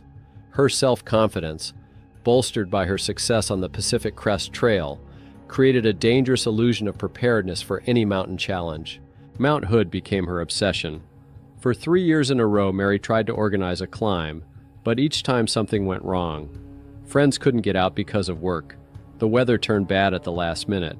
Even an experienced guide once refused to lead the group after seeing signs of an impending storm. Each failed attempt only strengthened her resolve. Mary often arrived at the foot of the mountain, studying the routes, imagining herself at the top.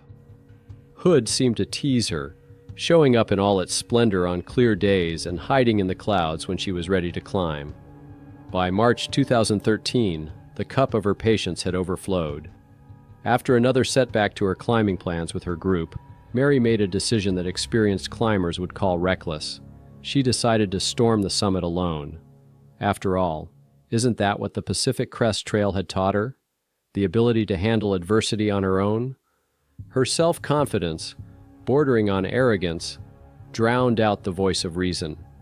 Mary was convinced that she could push through any obstacle with her persistence, as she had done so many times before. On the evening of March 23rd, she methodically packed her backpack, preparing for what was to be the fulfillment of her long-held dream. She had no way of knowing that this training camp would be the beginning of a 6-day struggle for survival in some of the harshest conditions a person could face in the mountains. Mary had yet to learn that sometimes the line between a dream and a nightmare can be thinner than the blade of an ice axe. The morning of March 24th, 2013 was surprisingly calm. Mary arrived at Timberline Lodge, a historic hotel at 6,000 feet that serves as the starting point for most climbs on Hood. The parking lot was nearly empty. Experienced climbers usually begin their ascents in the wee hours of the morning so they can descend before the weather may deteriorate. But Mary wasn't alarmed. Her gear would have alarmed any climbing instructor. Instead of warm, specialized winter climbing clothes, she wore ordinary running leggings with shorts over them, a light jacket, and simple trail running shoes. Equipment more suited for a spring jog than for serious winter climbing. My parents' shabby backpack contained the minimum survival kit: a simple ice axe, a thin plastic poncho, a few Nutri-Grain bars, a pack of Keebler crackers, and some chia seeds. There was no warm sleeping bag, no tent, no extra layers of clothing. She hadn't brought an emergency beacon or GPS unit, and in her complacency, she hadn't even left anyone with information about her planned route. A fatal mistake that would later play havoc with her. The first few hours of the climb went relatively smoothly. Mary moved steadily up the southern route, admiring the views.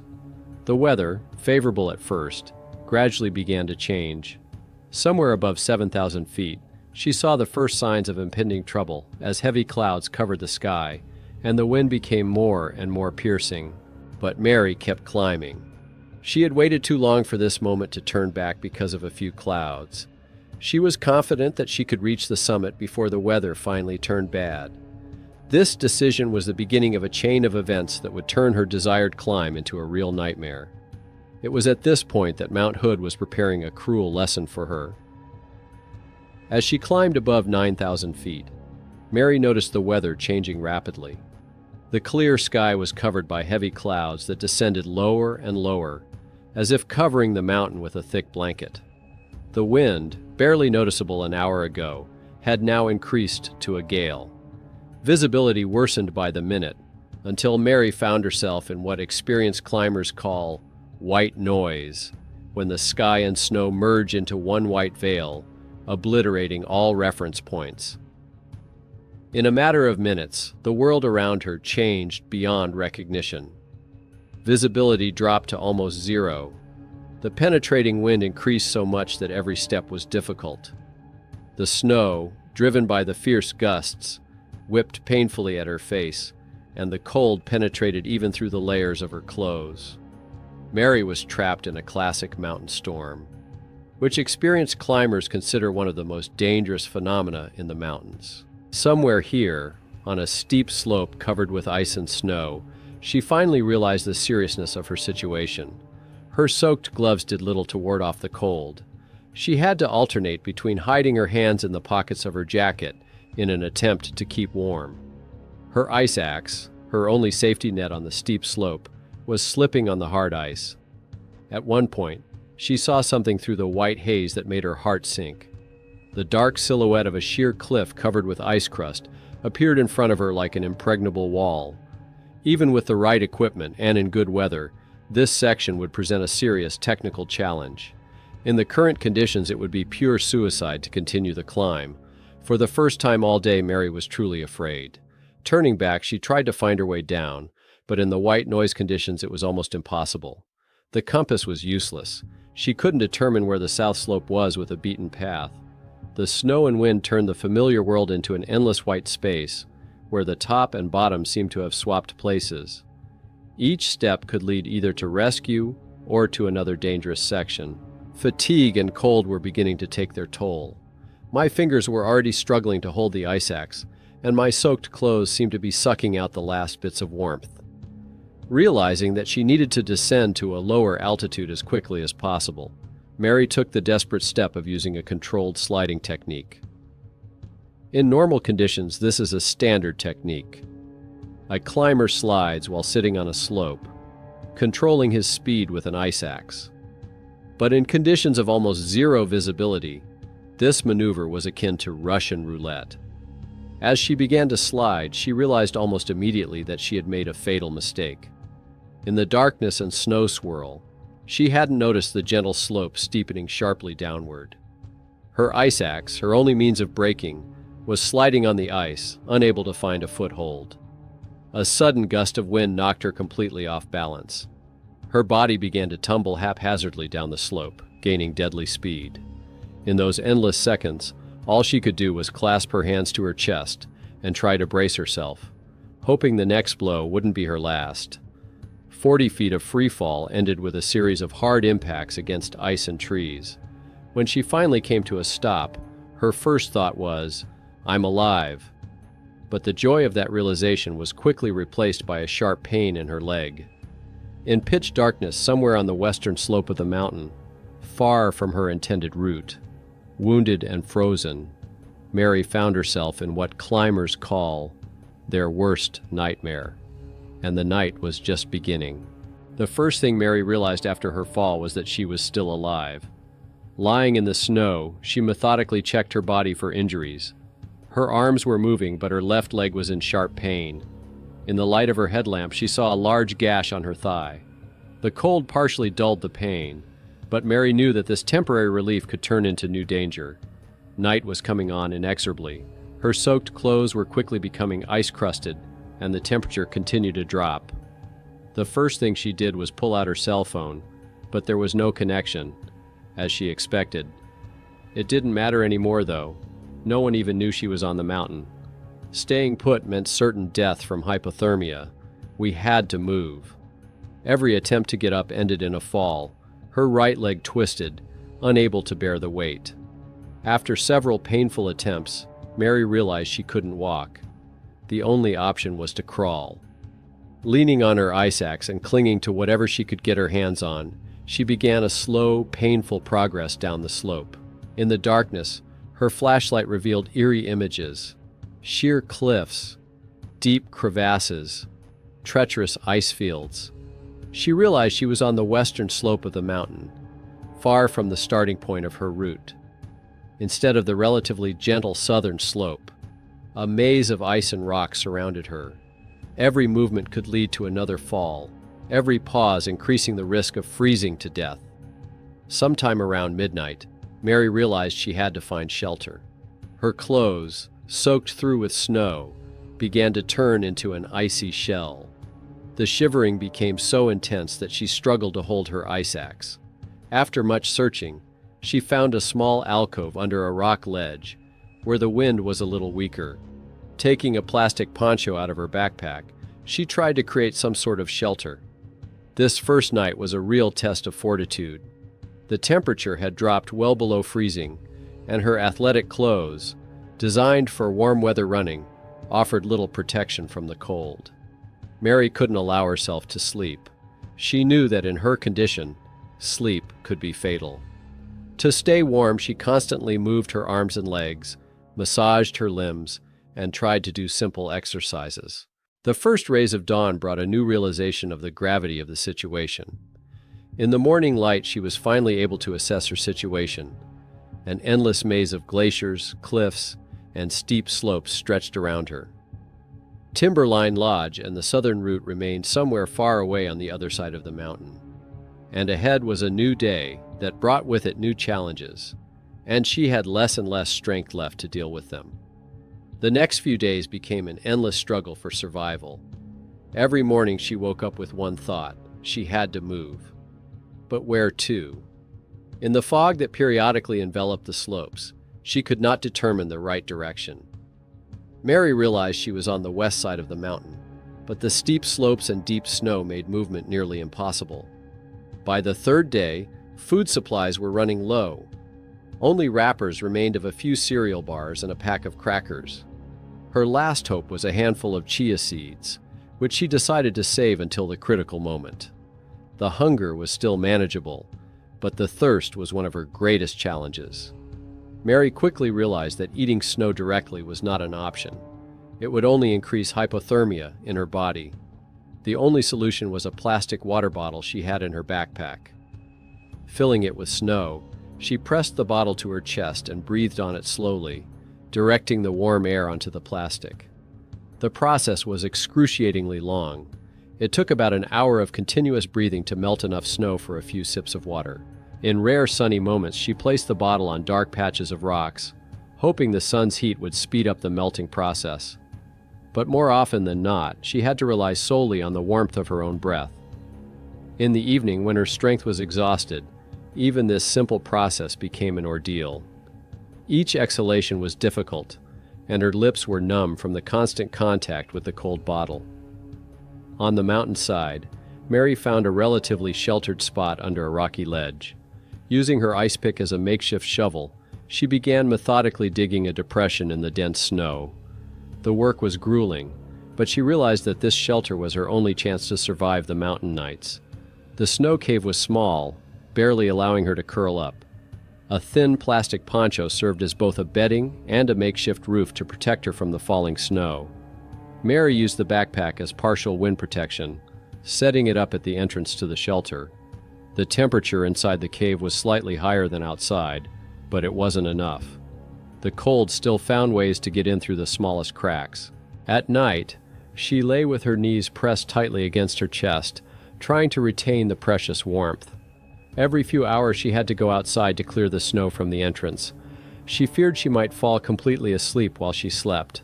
Her soaked clothes were freezing right on her body, turning into an icy shell, and her toes in her soaked sneakers were gradually losing sensation, the first sign of impending frostbite. On the fourth day, Mary felt her strength was running out. Trying to crawl through the deep snow was draining her energy. In moments of lucidity in the fog, she could see the wooded slopes below, so close and yet so out of reach. But to go down there meant losing the chance of being seen by the rescuers, if they looked for her at all. In the evening, as the sun began to set over the horizon, Mary felt she could no longer deny the obvious. Pulling her phone from the inside pocket of her jacket, where she'd been keeping it safe from the cold, she saw that the battery was holding on to the last % of its charge. There was still no connection, but the camera was still working. With trembling hands that barely obeyed from the cold, she pressed the record button. The light from the setting sun fell on her face, emphasizing the marks of exhaustion and despair of the last few days. "Mom, Dad." Her voice trailed off. She stopped several times, trying to gather her thoughts. "I didn't mean for it to end this way. I'm sorry for my arrogance, for not listening to you, for going alone." Each word was difficult to say, partly from exhaustion, partly from the rush of emotion. She spoke of her love for them, of how much she appreciated everything they had done for her, asking them not to blame themselves for what had happened. Tears rolled down her cheeks, freezing instantly in the frosty air. When she finished recording, she sat still for a long time, staring at the fading light.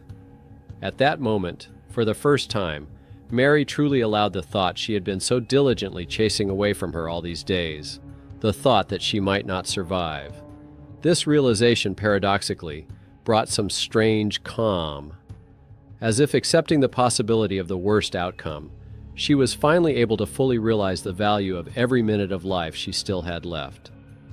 The night after the video had been recorded had been the hardest. Exhaustion had reached a critical point, and the cold seemed to penetrate her very soul.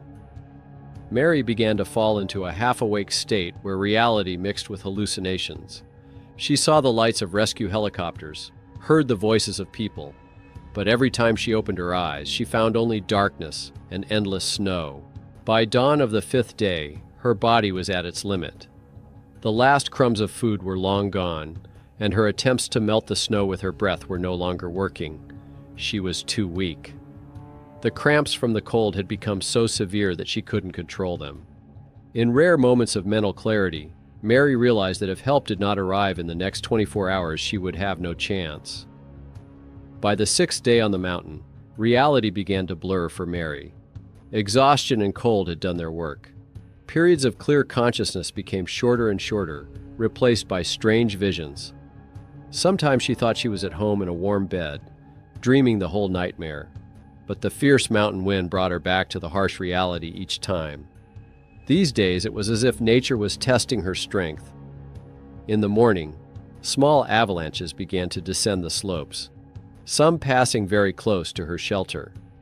The snow from these avalanches periodically covered the entrance to the cave, and Mary had to dig out time after time, losing precious strength. Each time she climbed out, she risked being swept away by another avalanche. The last handful of chia seeds she had so carefully stored had run out the day before. Now her only food was snow, which she melted in her mouth in small portions. Her stomach had long since stopped churning with hunger spasms, and now there was only emptiness and a strange lightness throughout her body. Her snowy cave, which had once seemed like a safe haven, was now more like a tomb.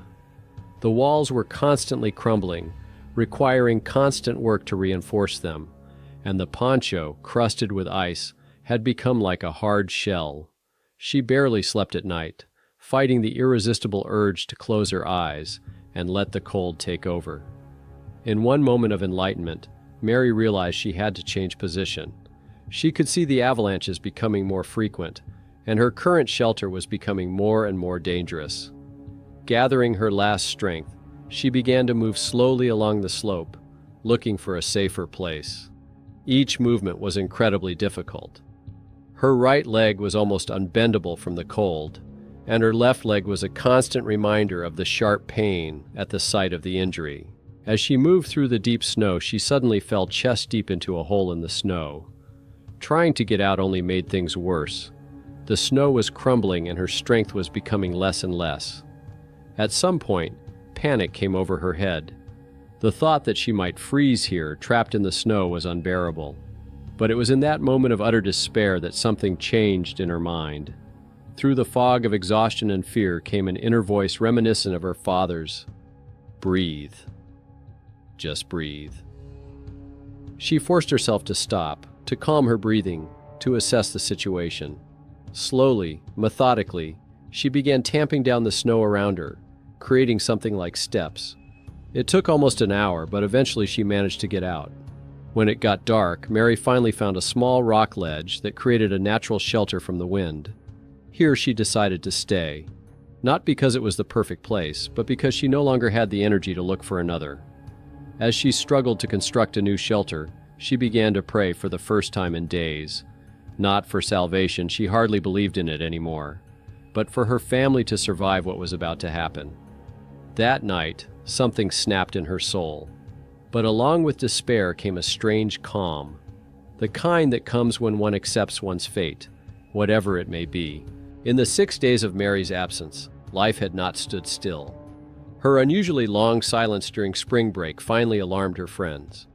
On Thursday, March 28th, her friend Izzy, unable to bear the anxiety, called Mary's mother, Shelley. The disturbing call set off a chain of events that forever changed the course of this story. When it was discovered that Mary had been out of touch since Monday and had missed several meetings with friends, her father Bruce remembered a phrase his daughter had casually dropped about Mount Hood. Although she had promised never to climb the mountain alone, her intuition told her that was where to look.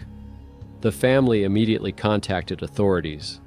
On Saturday morning, March 30th, a massive rescue operation unfolded at the foot of Mount Hood. The Clackamas County Sheriff's Office mobilized all available resources.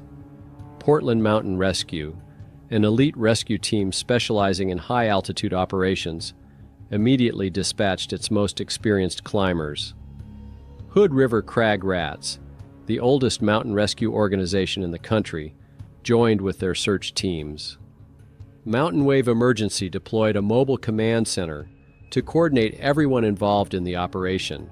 The first thing rescuers found was Mary's car standing alone in the Timberline Lodge parking lot. Inside the car, they found store receipts and other small details confirming that she had indeed planned the climb. This discovery made Mary's parents' hearts clench. Their worst fears were confirmed. Their daughter had indeed gone up the mountain, alone, 6 days ago. The rescuers faced a daunting task. They knew Mary had started climbing the southern route, but in 6 days she could have ended up anywhere on the mountain's vast terrain. Every minute counted.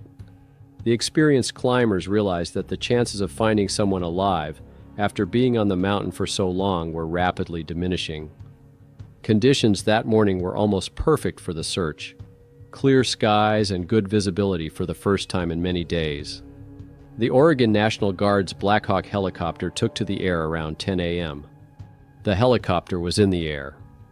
The crew, performing a test flight before a full-scale search, began methodically surveying the mountainside. Mary awoke in her shelter with an unexpected sense of peace. Something had changed in the atmosphere. For the first time in days, the sun was peeking out, warming the frozen ground with its rays. She climbed out of her hiding place, trying to melt some snow using a bottle. That's when she heard it, the distant chatter of helicopter blades. At first, Mary thought it was another hallucination, but the sound became more and more distinct. Gathering her last strength, she began waving her arms, shouting, doing everything she could to attract attention. The helicopter appeared from behind the slope, its silhouette clearly outlined against the blue sky. The crew spotted it, a small figure on a white slope near Sandy Glacier, at about 4,600 feet, well below and west of the standard route. A Black Hawk military helicopter hovered over the slope, its powerful blades kicking up a veritable snowstorm. Mary, shielding her eyes from the snow flying in all directions, watched a rescue medic slowly descend from the vehicle on a tether. The cable swayed in the wind, but the professionalism of the crew allowed the helicopter to be held virtually stationary. The medic landed on a snow-covered ridge about 50 feet above her position. As he trudged through the deep snow toward Mary, He maintained visual contact with her at all times. "Are you Mary?" His shout barely broke through the noise of the propellers. She could only nod, feeling the tears instantly freeze on her cheeks. It was the first time in 6 days she'd seen a living person. "We have to get to the evacuation point." The medic pointed to a spot where a lifeline with a lifting device was secured, about 30 feet diagonally upward, a distance that under normal circumstances could be covered in a minute.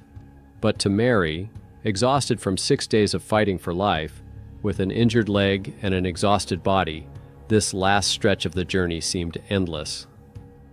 She began to crawl slowly through the snow, clinging to every bump. The medic followed close behind, ready to help at any moment, but realizing that she had to make it on her own. The snow was too deep to carry her.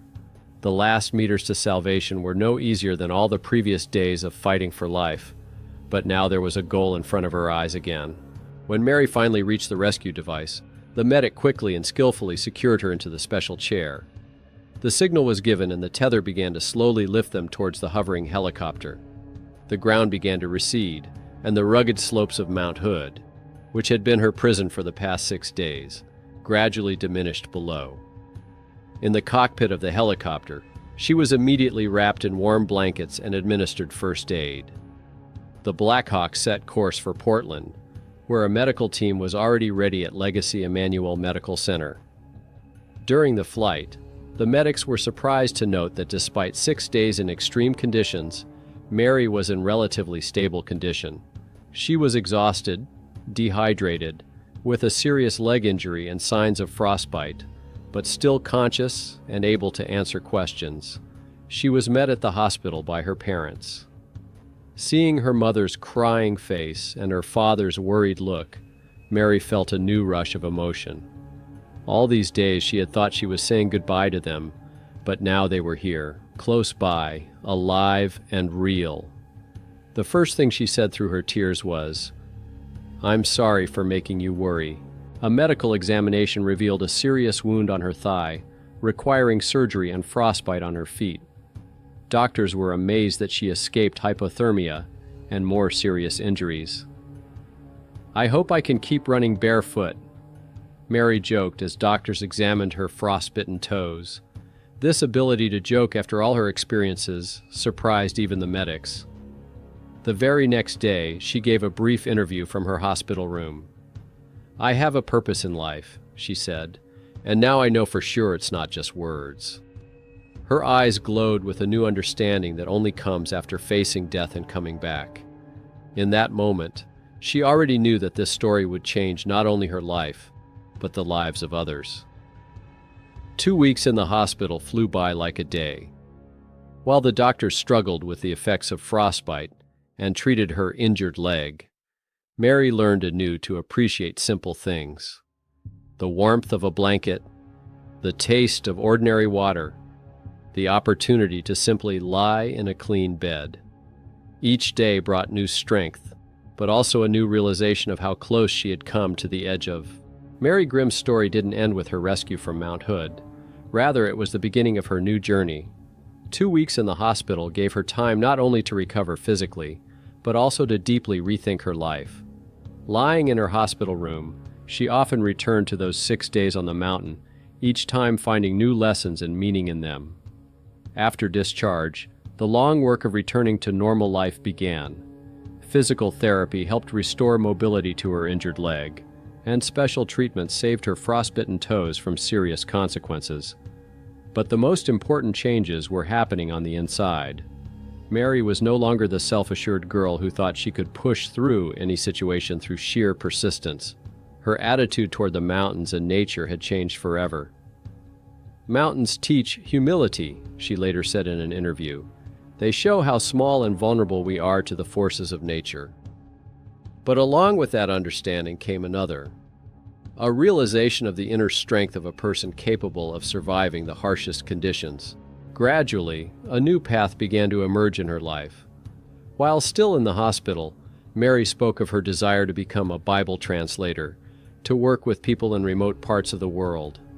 The experience at Mount Hood only solidified that ambition. "When you come so close to death," she recounted, you begin to really realize what's important in life. It's not personal accomplishments or breaking new ground. It's the opportunity to help others, to do something really meaningful. By 2022, Mary has realized her dream of working in Papua New Guinea with Wycliffe Bible translators. Her life is filled with new meaning and purpose, a far cry from her previous mountain climbing ambitions. But every time she looks at the mountain ranges of this faraway land, she remembers those 6 days on the slope of Mount Hood, days that taught her to appreciate every moment of life and showed her that sometimes you have to lose yourself to truly find yourself. In 1981, 2 people disappeared without a trace in the jungles of the Bolivian Amazon. Their footprints were lost among the vast green labyrinth, becoming one of the many mysteries that the largest rainforest on the planet holds. But this story is not about them. It's the story of those who survived through a veritable hell. The Amazon of the early 1980s represented the last frontier of an uncharted world. 5.5 million square kilometers of pristine jungle, where the crowns of trees weave overhead, creating a perpetual twilight even on the sunniest day. It is a place where every square meter can be a deadly danger, be it a poisonous snake lurking in the fallen leaves or a predator stalking its prey in the dense undergrowth. Humidity here never drops below 80%, making every breath a struggle against the thick, hot air. Temperatures rarely drop below 30 degrees, and tropical downpours hit the land without warning, turning narrow forest trails into impassable torrents of mud. Locals say, "There is no bad or good weather in the Amazon. There is only the jungle, and it spares no one." But in the early 80s, this harsh land was attracting more and more young adventurers. The hippie era was coming to an end, and the new generation craved not spiritual revelations, but real, dangerous adventures. They read books about great explorers, watched movies about lost cities, and dreamed of finding their own path to fame or fortune. For many, the Amazon seemed like just such a place, the last corner on earth where a great discovery could still be made. That same year, a young Israeli, Yossi Ginsburg, was completing his naval service. He was only 21 years old, but he had already had 3 years of military training that had hardened his character and given him confidence in his own abilities. However, it was not the military service that determined his fate. One day, Yossi got a book that changed his life forever. Henri Charrier's autobiography, The Moth, the story of a man who survived in the most unbelievable conditions. This book ignited in the young Israeli an unquenchable thirst for adventure. After saving up money from occasional part-time jobs, Yossi set off on a journey across South America. His journey began in Venezuela, where he hitchhiked, slept in cheap hostels, and ate in roadside eateries. It was there, on those endless roads, that his dream of reaching the heart of the continent, the legendary Amazon, began to take shape. In La Paz, the highest mountain capital of the world, fate brought him together with an unusual company. The first was Marcus Stamm, a Swiss teacher looking for oblivion after breaking up with his girlfriend. A refined European accustomed to comfort, he nevertheless dreamed of real adventure. Then Kevin Gale, an American photographer who dreamed of capturing the untouched nature of the Amazon, joined them. His camera was always at the ready to catch the perfect shot. But the most enigmatic figure in their company was Karl Ruprechter, an Austrian who introduced himself as an experienced geologist. Tall, with a piercing gaze and impeccable manners, he told amazing stories about Indian villages lost in the jungle and gold deposits. His stories sounded like chapters from an adventure novel, and the young travelers listened breathlessly. "I know the place," Karl would say, leaning over a map in the smoky bar of La Paz. "There, deep in the jungle, lives a tribe that has little contact with white men, and they have gold. We just need to get there." His words fell on fertile ground. 4 young men, each with their own dreams and ambitions, were ready to believe in this fairy tale. None of them knew then that this proposal would be the beginning of a story that would change their lives forever. And certainly no one suspected that two of them would never return from this journey again. The plan for the expedition seemed simple. Fly to the small town of Routeburn, and from there move deep into the jungle along the Beni River and its tributaries. Karl assured that he knew the route well, and that the journey would take no more than a week.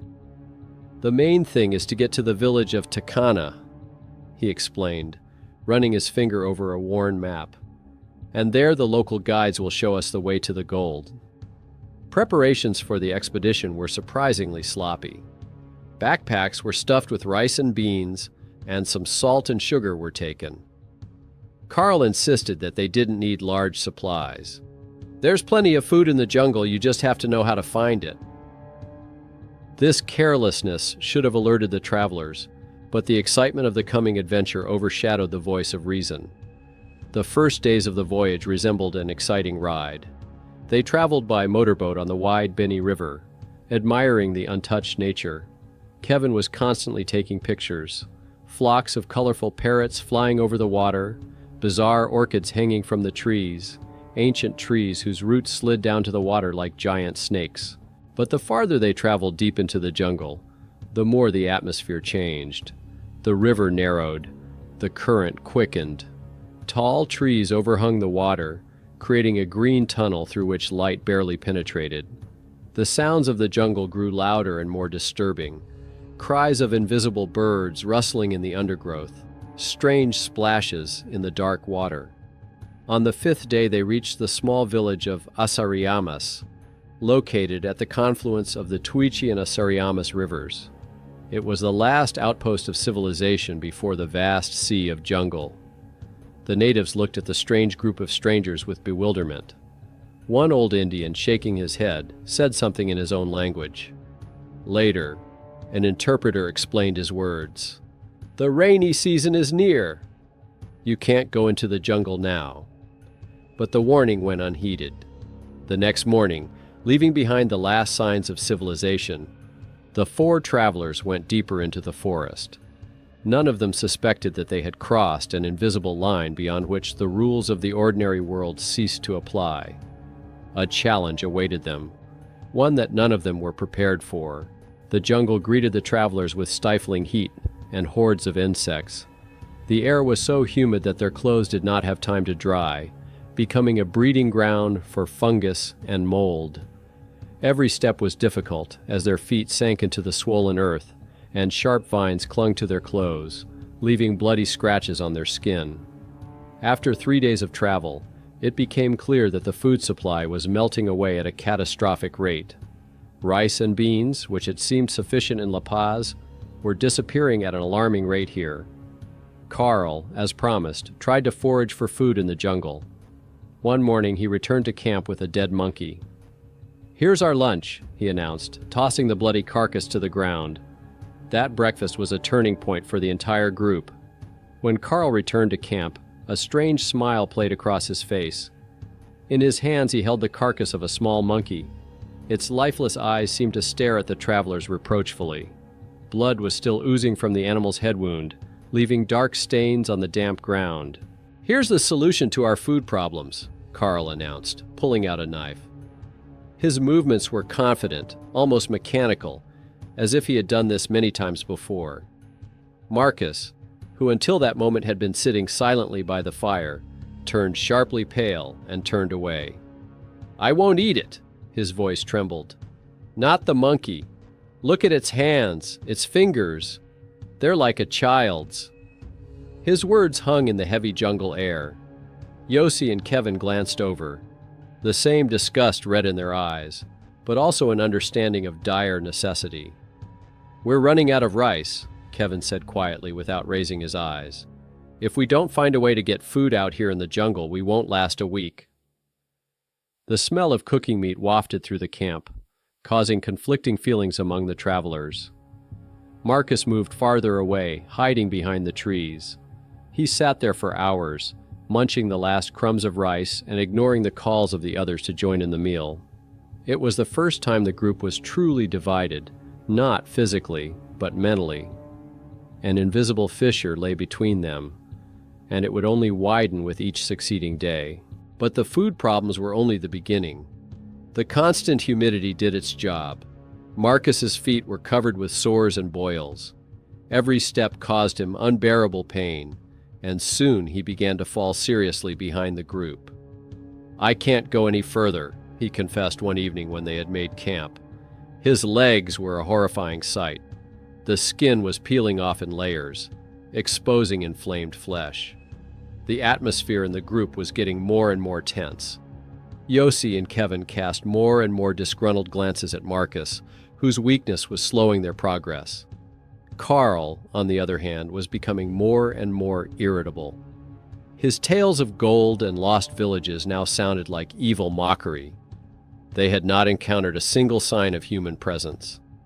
In the evenings, sitting by a weak fire, they tried to determine their location on the map. But the dampness had turned the paper into a loose mass, and the compass seemed to have gone mad, its hand darting from side to side as if in panic. Gradually, they realized the terrible truth. They were lost in one of the most dangerous places on the planet. And then it began to rain. Not the usual short showers, but a real tropical flood that turned the jungle into a green hell. And it was then that Carl made a statement that changed the fate of the entire group forever. What started out as an adventure turned into a fight for survival. The map they trusted was useless. The constant rains had turned it into a soggy mass. The compass gave strange readings, probably due to the iron ore deposits in the mountains. They were practically blind in this green maze. Every morning began the same way, with the agonizing procedure of putting on the clothes that had been soaked overnight. Moisture was everywhere. It dripped from the leaves, seeped through the makeshift shelters, turned the soil underfoot into a treacherous mess. Marcus's boots, once good Swiss hiking boots, were now crumbling pieces of leather, full of muddy water. Food had become an obsession. The last of the rice supplies had gone moldy, and attempts at hunting became increasingly desperate. Carl spent hours tracking monkeys, but the animals seemed to taunt the hapless travelers. Their cries echoed from right and left, but it was almost impossible to see them in the dense canopy of the forest. Each evening around the campfire, the atmosphere became more and more oppressive. Kevin didn't hide his irritation at having to share a meager dinner for 4. "If only someone wouldn't refuse to eat what we get." He cast oblique glances at Marcus. The man sat silent, sinking deeper into himself with each passing day. His feet, constantly wet from the humidity of the jungle, had fallen victim to trench foot, a dangerous fungal infection. The skin between his toes had softened and begun to peel away, exposing inflamed flesh. The soles of his feet developed deep cracks that bled with every step. Worst of all, the infection was not confined to the feet. Red streaks of inflammation were already rising above the ankles, portending more serious problems. In a tropical climate, even small wounds could lead to deadly infection. Yossi tossed between two worlds. His military training told him to be tougher, to make the tough decisions. But something inside him resisted it, preventing him from becoming completely calloused. He saw how Marcus was suffering, how Kevin was starving, how Carl's behavior was changing strangely. And Carl, every day there was something new in his eyes, something frightening. His stories about the gold became more and more confusing. He often contradicted himself. One night, Jossi woke up to a sound and saw Carl sitting by the fire, muttering something in German to himself. In the light of the embers, his face seemed to be a mask, frozen in a strange smile. The denouement came when they reached the confluence of the two rivers. The view before them was majestic and frightening. The dark waters of the Tuichi roaring into the narrow canyon, creating whirlpools and rapids. It was here that Carl made the statement that would split the group forever. There are only two paths beyond, and both can lead to death. San Pedro Canyon greeted them with a deafening roar of water.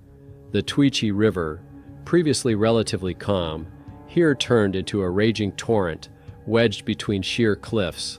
The dark water rumbled against the sharp rocks, creating clouds of spray and dangerous whirlpools. Even from afar, it was clear that this stretch of river was not forgiving of mistakes. "You can't swim here." Carl's voice sounded unusually firm. "I've seen rapids like this before. They kill even experienced boaters." He was quiet for a moment, as if gathering his thoughts, and then added what he should have said at the beginning of the trip. "Besides, I can't swim." The words fell like a stone into standing water. Kevin turned sharply toward him. "What do you mean you can't swim? You brought us here in the heart of the jungle without even knowing how to swim." It wasn't just surprise in his voice. It was pure rage. "We have two options," Carl continued, ignoring Kevin's anger. "We can walk along the Iparama River to the village, or we can try to bypass the rapids along the bank and continue rafting below the canyon." He unfolded the remnants of the map, showing the suggested routes. The group fell into a heavy silence. Everyone realized this decision could be a matter of life and death. Marcus, barely able to stand, looked at the raging river with a mixture of fear and despair. For him, rafting meant constant contact with the water, which could finally kill his injured legs. "I'll walk along the bank," Carl finally uttered. "With Marcus. He won't be able to row in this condition anyway." He turned to Yossi and Kevin. "And you can continue on the raft. I'll meet you in La Paz before Christmas." Yossi hesitated.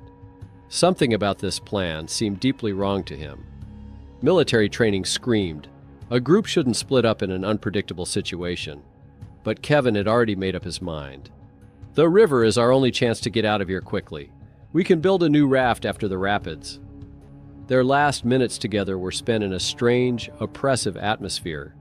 They shared the rest of their supplies, exchanged handshakes. Marcus looked lost, as if he already had a premonition of something terrible. "I'll see you in La Paz," he said quietly. Those were the last words Yossi and Kevin heard him say. They stood on the shore, watching the two figures slowly disappear into the green gloom of the jungle. None of them knew that this parting was forever, that no one would ever see Carl and Marcus again. It didn't take long for the Tweetchie River to arrive. After an hour of travel, the raft entered the first rapids of San Pedro Canyon.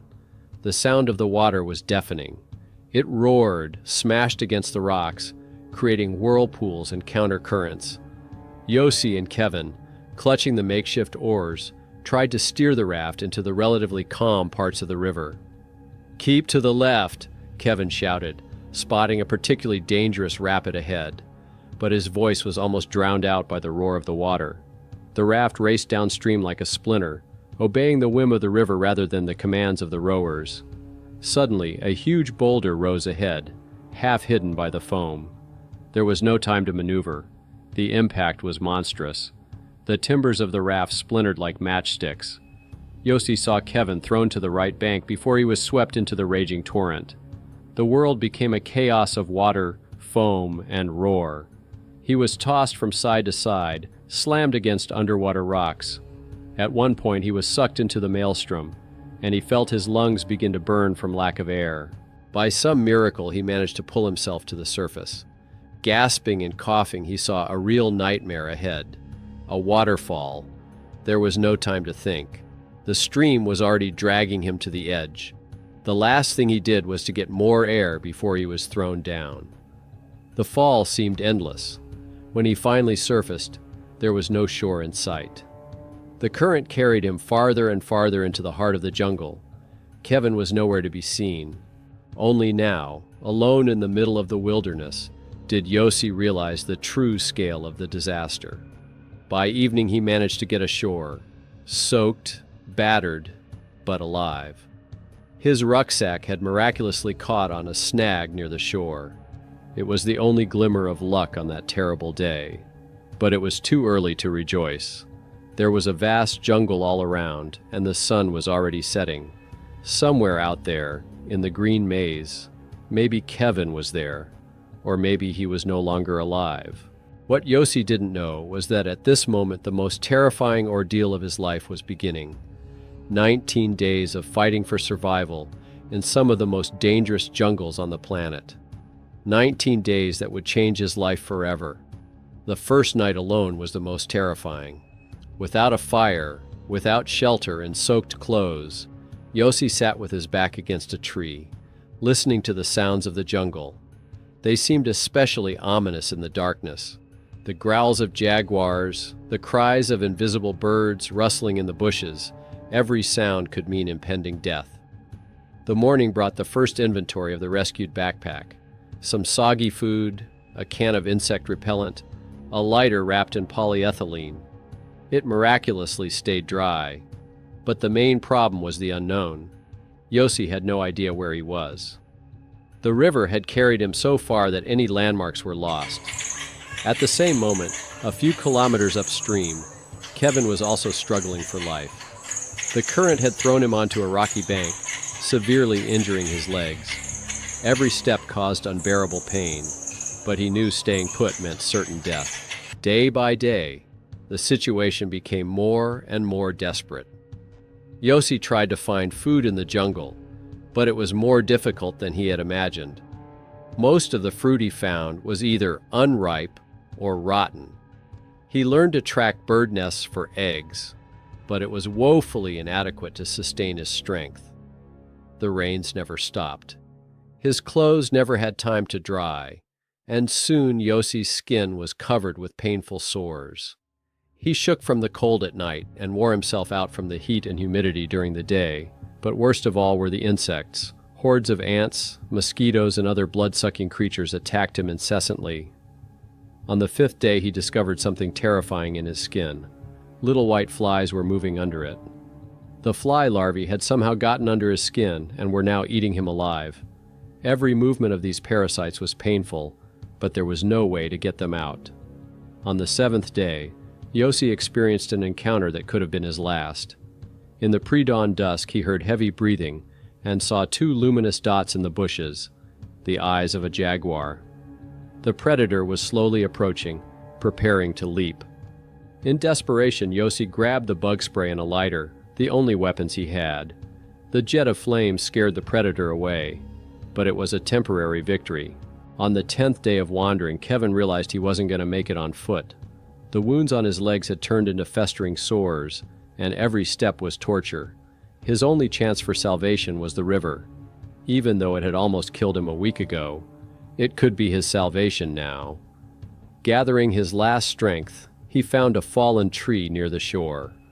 It was a risky decision to trust the current without any ability to control his path. But there was no choice. Clinging to the trunk, he let the river carry him, praying that there were no new rapids ahead. Meanwhile, Yossi was sinking deeper and deeper into despair. Hunger and loneliness were doing their work. His consciousness began to play tricks on him. On the 13th day, he saw her for the first time, a young girl sitting next to him at the improvised shelter. She didn't say a word, she was just there, but her presence was strangely empowering. I knew it was a hallucination, Yossi later recalled. But I talked to her, shared meals with her, built her a shelter from the rain. When she disappeared one morning, I felt such despair, as if I had lost my last friend on Earth. On the 5th day of his lonely rafting trip, Kevin heard voices. At first he thought he was hallucinating, but the voices became clearer and clearer. On the opposite bank, he saw 2 Indians with guns. Gathering his last strength, he shouted in Spanish, "Ayúdame." The Indians were from the village of San Jose, the same village they had been searching for so long. They pulled Kevin out of the river and brought him to the village, but rescuing one man meant beginning the search for another. As soon as Kevin recovered a little, he immediately went to La Paz to organize a search operation, and Yossi was still out there in the green hell of the Amazon.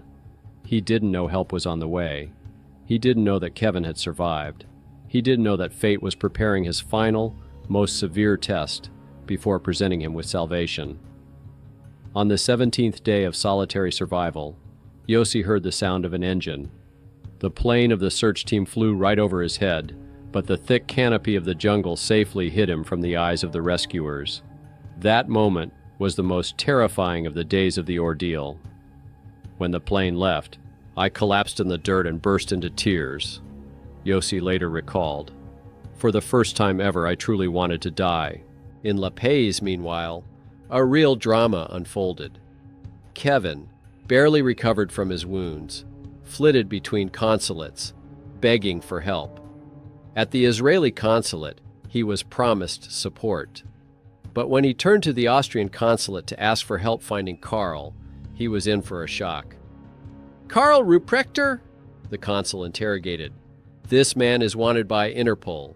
He is not a geologist. He's a criminal." But all these events remained unknown to Yossi. He continued to wade along the river, no longer hoping for rescue. His legs were bleeding wounds. His body was covered with insect bites and blisters. He slept very little for fear of predators and ate whatever he could find, mostly snails and bird eggs. On the 19th day, what would later be called a miracle occurred. Tico Tudela, a local guide hired for the search, steered his boat into a small channel, a place that wasn't even in the search area. "Something told me to turn there," he recounted later. On the shore, unconscious, lay a man who looked more like a corpse. It was Yossi. When he opened his eyes in the boat, the first person he saw was Kevin. "I thought it was another hallucination," Yossi later admitted. "But when Kevin put his arms around me, I realized it was real. I survived." It took Yossi 3 months in the hospital to return to life, but even after his physical recovery, he was no longer the same person. "The jungle changed me forever," he said. "They taught me to appreciate simple things. A sip of clean water, dry clothes, human warmth." Karl and Marcus were never found. Despite many search operations, the jungle kept the mystery alive.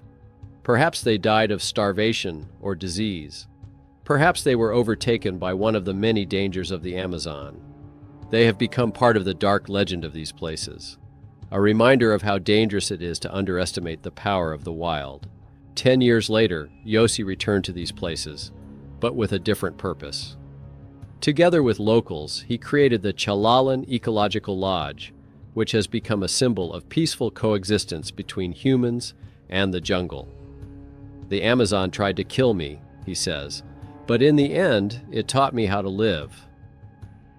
The story has become a legend, a reminder that the human spirit can overcome any adversity. But it also remains a warning to anyone who risks challenging the wilderness without being prepared. Because the jungle doesn't forgive mistakes or give second chances, and somewhere in their verdant depths still holds the mystery of the disappearance of 2 men who went in search of ghostly gold. In October 1992, on the slope of Annapurna, one of the most dangerous mountains in the world, where every third climber dies, one of the most shocking dramas in the history of mountaineering will play out. 2 Frenchmen will find themselves in a death trap at an altitude of 7,300 meters, where any mistake means instant death. When the hope of rescue is gone and the chances of survival are almost nil, one of them will do something so incredible that even after 30 years, climbers speak of it with a shudder in their voice. What will happen on this mountain will revolutionize all notions of human possibility. At over 8,000 meters above sea level stands one of the world's most dangerous 8,000-meter peaks, Annapurna Y. Its south face, which is almost sheer and about 2,500 meters long, is considered a real challenge even for the most experienced climbers. This mountain has earned a grim fame. Every third person who tries to conquer its summit dies. By October 1992, no one had managed to make a new route up the south face in an easy and fast style, without setting up intermediate camps and additional support. October in the Himalayas is a special time. The monsoon season, when heavy rains hit the region, is over, and the harsh winter storms have not yet begun. At this time of year, the weather is usually more stable, giving climbers a chance for a successful ascent. However, even during this period, the weather is unpredictable. Sudden snowfalls and squally winds can hit the slopes in a matter of hours. The south face is a complex terrain of steep ice, sheer cliffs, and overhanging cornices. During the day, the sun heats up the upper layers of snow and ice, causing rock falls and avalanches, while at night, the temperature drops to 30 degrees Celsius. There are two main approaches to climbing the world's highest mountains. The classic one, when climbers set up several camps at different heights, bring their oxygen tanks, food, and equipment, and help them in this local mountain guides, Sherpas. And more complicated and risky way is the alpine style. Here, everything is based on speed and lightness. 2 or 3 climbers take a minimum of food and equipment with them and climb without additional support and oxygen. This is the cleanest, but also the most dangerous way of conquering the summit. Every extra gram of equipment can be decisive between life and death, and any mistake at such a height is fatal. Pierre Biguin did not look like the typical image of a fearless mountain conqueror. At 41, this calm, thoughtful mechanical engineer from Grenoble, France, was more like a university professor. With a doctorate and working as an avalanche expert, he brought a scientific approach to every climb. For him, the mountains were not just a sporting challenge, they became a philosophy of life. By 1992, Biguin had already climbed 5 mountains over 8,000 meters, including the legendary K2. There are only 14 such mountains in the world, and they are considered the highest goal in mountaineering. This list of achievements and unique experience made him one of France's strongest Himalayan climbers. He lived in a small village at the foot of the Alps with his wife Annie, fully dedicated to the mountains and to finding the most difficult routes. His partner, 27-year-old Jean-Christophe Lafay, represented a new generation of French mountaineering. Originally from Gap, a small town in the French Alps, he began climbing as a child and quickly achieved outstanding results. Lafay could climb the most difficult rock routes that only a few people in the world could do, but his main advantage was his incredible stamina. He could work for hours on sheer cliffs without losing concentration. Despite his experience in the Alps, where he worked as a mountain guide, Lafay had never been to the Himalayas before. For him, this expedition was to be his entrance ticket to high-altitude mountaineering. They met in early 1992 at a prestigious mountaineering award ceremony in Paris. Biguin, who was receiving the prize for Himalayan climbs, took notice of the young climber whose achievements in the Alps were impressive in their technicality. He saw in Lafay someone who could be the perfect partner for a difficult technical climb. They shared a common desire for pure mountaineering, without the use of supplemental oxygen and numerous supports. As Biguin himself said, in the mountains, it's not only strength that counts, but also the ability to think. And Lafay added a fresh perspective and incredible tenacity. No one could have predicted that this partnership, which seemed like the perfect blend of experience and youth, would end in one of the most dramatic stories in the history of mountaineering. Biguin and Lafay spent 2 weeks at base camp at 4,200 meters to acclimatize, gradually accustoming their bodies to the altitude. Each day they climbed higher and higher and then descended back down for an overnight stay, a tactic that allows the body to adapt to the thin air. Here, at the foot of the mountain, they scrutinized the route through binoculars, noting every potentially dangerous section. The south face of Annapurna opened up before them in all its glory. Steep ice slopes below, steep ice-covered cliffs above, and overhanging snow cornices at the very top. Unlike conventional expeditions, where climbers use kilometers of ropes to organize insurance and the help of locals to carry their loads, Biguin and Lafay decided to go light. All their gear fit into 2 backpacks weighing 15 kilograms each. Biguin, as the more experienced, took the main part of the technical equipment: ropes, hooks, and tabs, special devices that are hammered into rocks or ice to organize insurance. Lafay carried a tent, a light tent weighing a little over 1 kilogram, some food, and some general equipment. They planned to climb in 4 or 5 days, find a new route where no one had gone before, and descend back before supplies ran out. The ascent started in the first days of October 1992. The first day went well. They climbed to the height of 5,500 meters, overcoming steep ice slopes. For the night, they cut out a small area for a tent in the ice. Such places are called bivouac by mountaineers. In the morning, we moved on. Lefay, despite his lack of altitude experience, held himself perfectly. His climbing skills proved invaluable on difficult rocky sections. Began, on the other hand, confidently picked his way, finding the safest passages among the maze of crevasses and ice traps. Each day they gained altitude. On the third day they reached 7,000 meters, a height where the air is so thin that every step requires enormous effort. Here many climbers begin to use oxygen tanks, but Began and Lefay climbed without them. By the evening of the fourth day, they were at 7,300 meters. With less than 800 meters to the summit, success seemed close. But it was at this point that the weather, which had remained relatively stable all these days, began to change rapidly. The rising wind and the first snowflakes were only harbingers of an impending storm that would soon change the lives of both climbers forever. The first gusts of wind at 7,300 meters did not cause much concern, as they often do in the mountains. Began and Lefay managed to set up their tiny tent on a narrow rock ledge, barely enough to lie down. But by nightfall, the wind had picked up to the point where the thin walls of the tent were buckling under its pressure, and the whistling and roaring of the storm drowned out the climbers' voices. By the next morning, the situation had only worsened. Visibility dropped to a few meters because of the snow veil. The temperature dropped to 30 degrees and the wind gusts reached 80 kilometers per hour. In such conditions, it would have been suicidal to continue the ascent.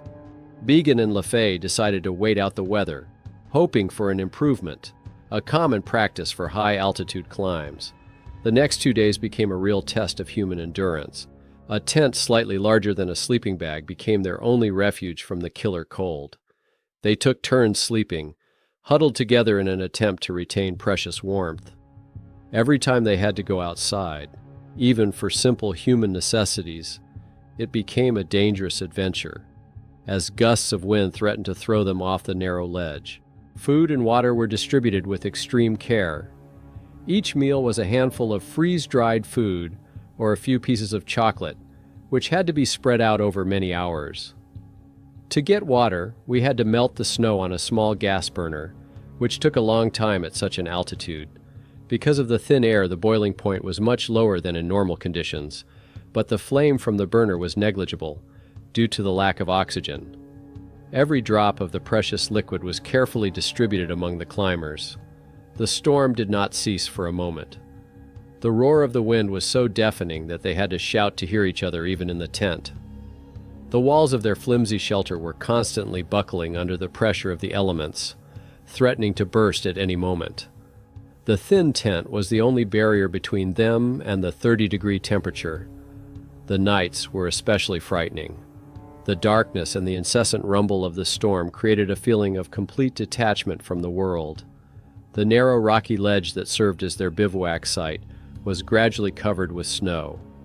Every hour Began or Lefay had to climb out to clear away the accumulating snow, its weight threatening to collapse their fragile shelter. Any careless movement could trigger an avalanche. The freshly fallen snow clung to the steep slopes like gunpowder, ready to explode at the slightest jolt. Their situation was complicated by complete isolation.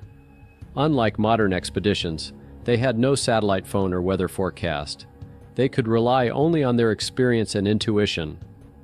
Began, who had spent a lot of time in the Himalayas, realized that if the storm dragged on, their chances of survival would begin to fade by the hour. On the third day of the storm, food supplies were running low. But worse, the freshly fallen snow had drastically changed the condition of the route. Every inch of it increased the risk of avalanches, and the icy rocks became even more treacherous. The temperature continued to drop, and the wind not only did not subside, but seemed to grow even stronger. At this point, Began, after scrutinizing the conditions, made a decision that would change the fates of both climbers forever. They must descend, immediately. The decision to descend was made on the morning of October 11th. After 2 days under siege from the elements, they realized further waiting was like death. Beguine, as the more experienced, went first.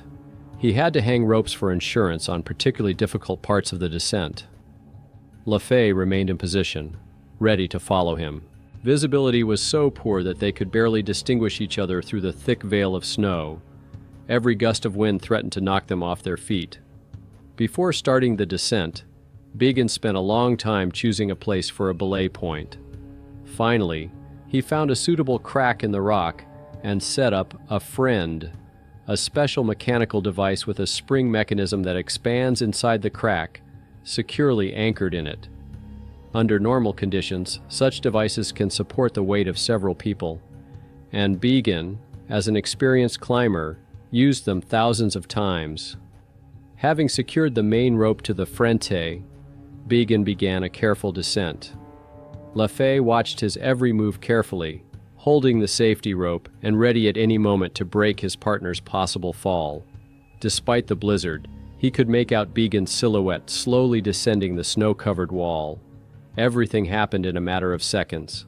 First came a frightening crack, the sound that every climber dreads to hear the most. It was neither the usual crunch of snow underfoot nor the sound of wind. LaFay knew at once something had happened to the binding. The next instant he saw Began's face. Their gazes met one last time, the realization of the inevitable frozen in his partner's eyes. Friend, unable to bear the load, was completely torn out of the icy crack along with chunks of rock. Began, a seasoned Himalayan climber, began a fall that nothing could stop.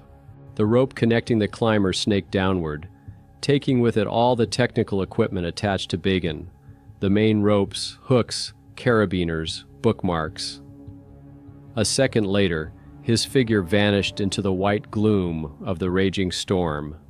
LaFay's cry was drowned in the roar of the storm. He knew that a fall from such a height left no chance of survival. His partner had just plunged into a chasm more than 1,000 meters deep. For the first few minutes, LaFay remained motionless, unable to comprehend what had happened. But reality was merciless. He was left alone at 7,300 meters, with virtually no equipment, in truly inhospitable conditions. For the next hours after Began's fall, LaFay remained in the same spot, trying to comprehend what had happened and assess his situation. It was then that an accident occurred that in an instant drastically reduced his chances of survival. At high altitudes, when the sun heats up the upper layers of rock, rockfalls are common. Despite the blizzard, one of these rocks had come from somewhere above and hit his right arm. The impact was in his forearm, and LaFay immediately realized it was a fracture. The pain was so intense that he couldn't move his arm for several minutes. The injury was a serious complication. LaFay could only move his fingers slightly. Hands are the most important tool of a mountaineer, especially on the descent, when it is necessary to work with ropes, to organize insurance, to cling to rocks. Now he had to do it all with one hand. After losing his partner and injuring his hand, LaFay found himself in a situation that for most climbers would mean certain death. He had minimal equipment at his disposal: a thin cord 20 meters long, which in normal conditions is used only as an auxiliary, one carabiner for insurance, and a pair of crampons for moving on the ice. Of the unusual equipment, aluminum tent poles, which were never intended for mountaineering purposes. LaFay spent the first 24 hours after the tragedy in complete immobility. The shock of what had happened and the pain in his arm confined him to his seat. But when he ran out of food, he realized he had to descend, or he would simply freeze to death in his tiny shelter at 7,300 meters. To descend, LaFay developed a risky technique. Using his only healthy arm and teeth, he hammered aluminum tent poles into the ice or cracks in the rocks. To these he would attach his thin cord and descend half its length. Then he would pull up the cord and repeat the process. It was a very unreliable system. The tent poles were not designed for such a load and could break out at any moment. But the real test was ahead of him.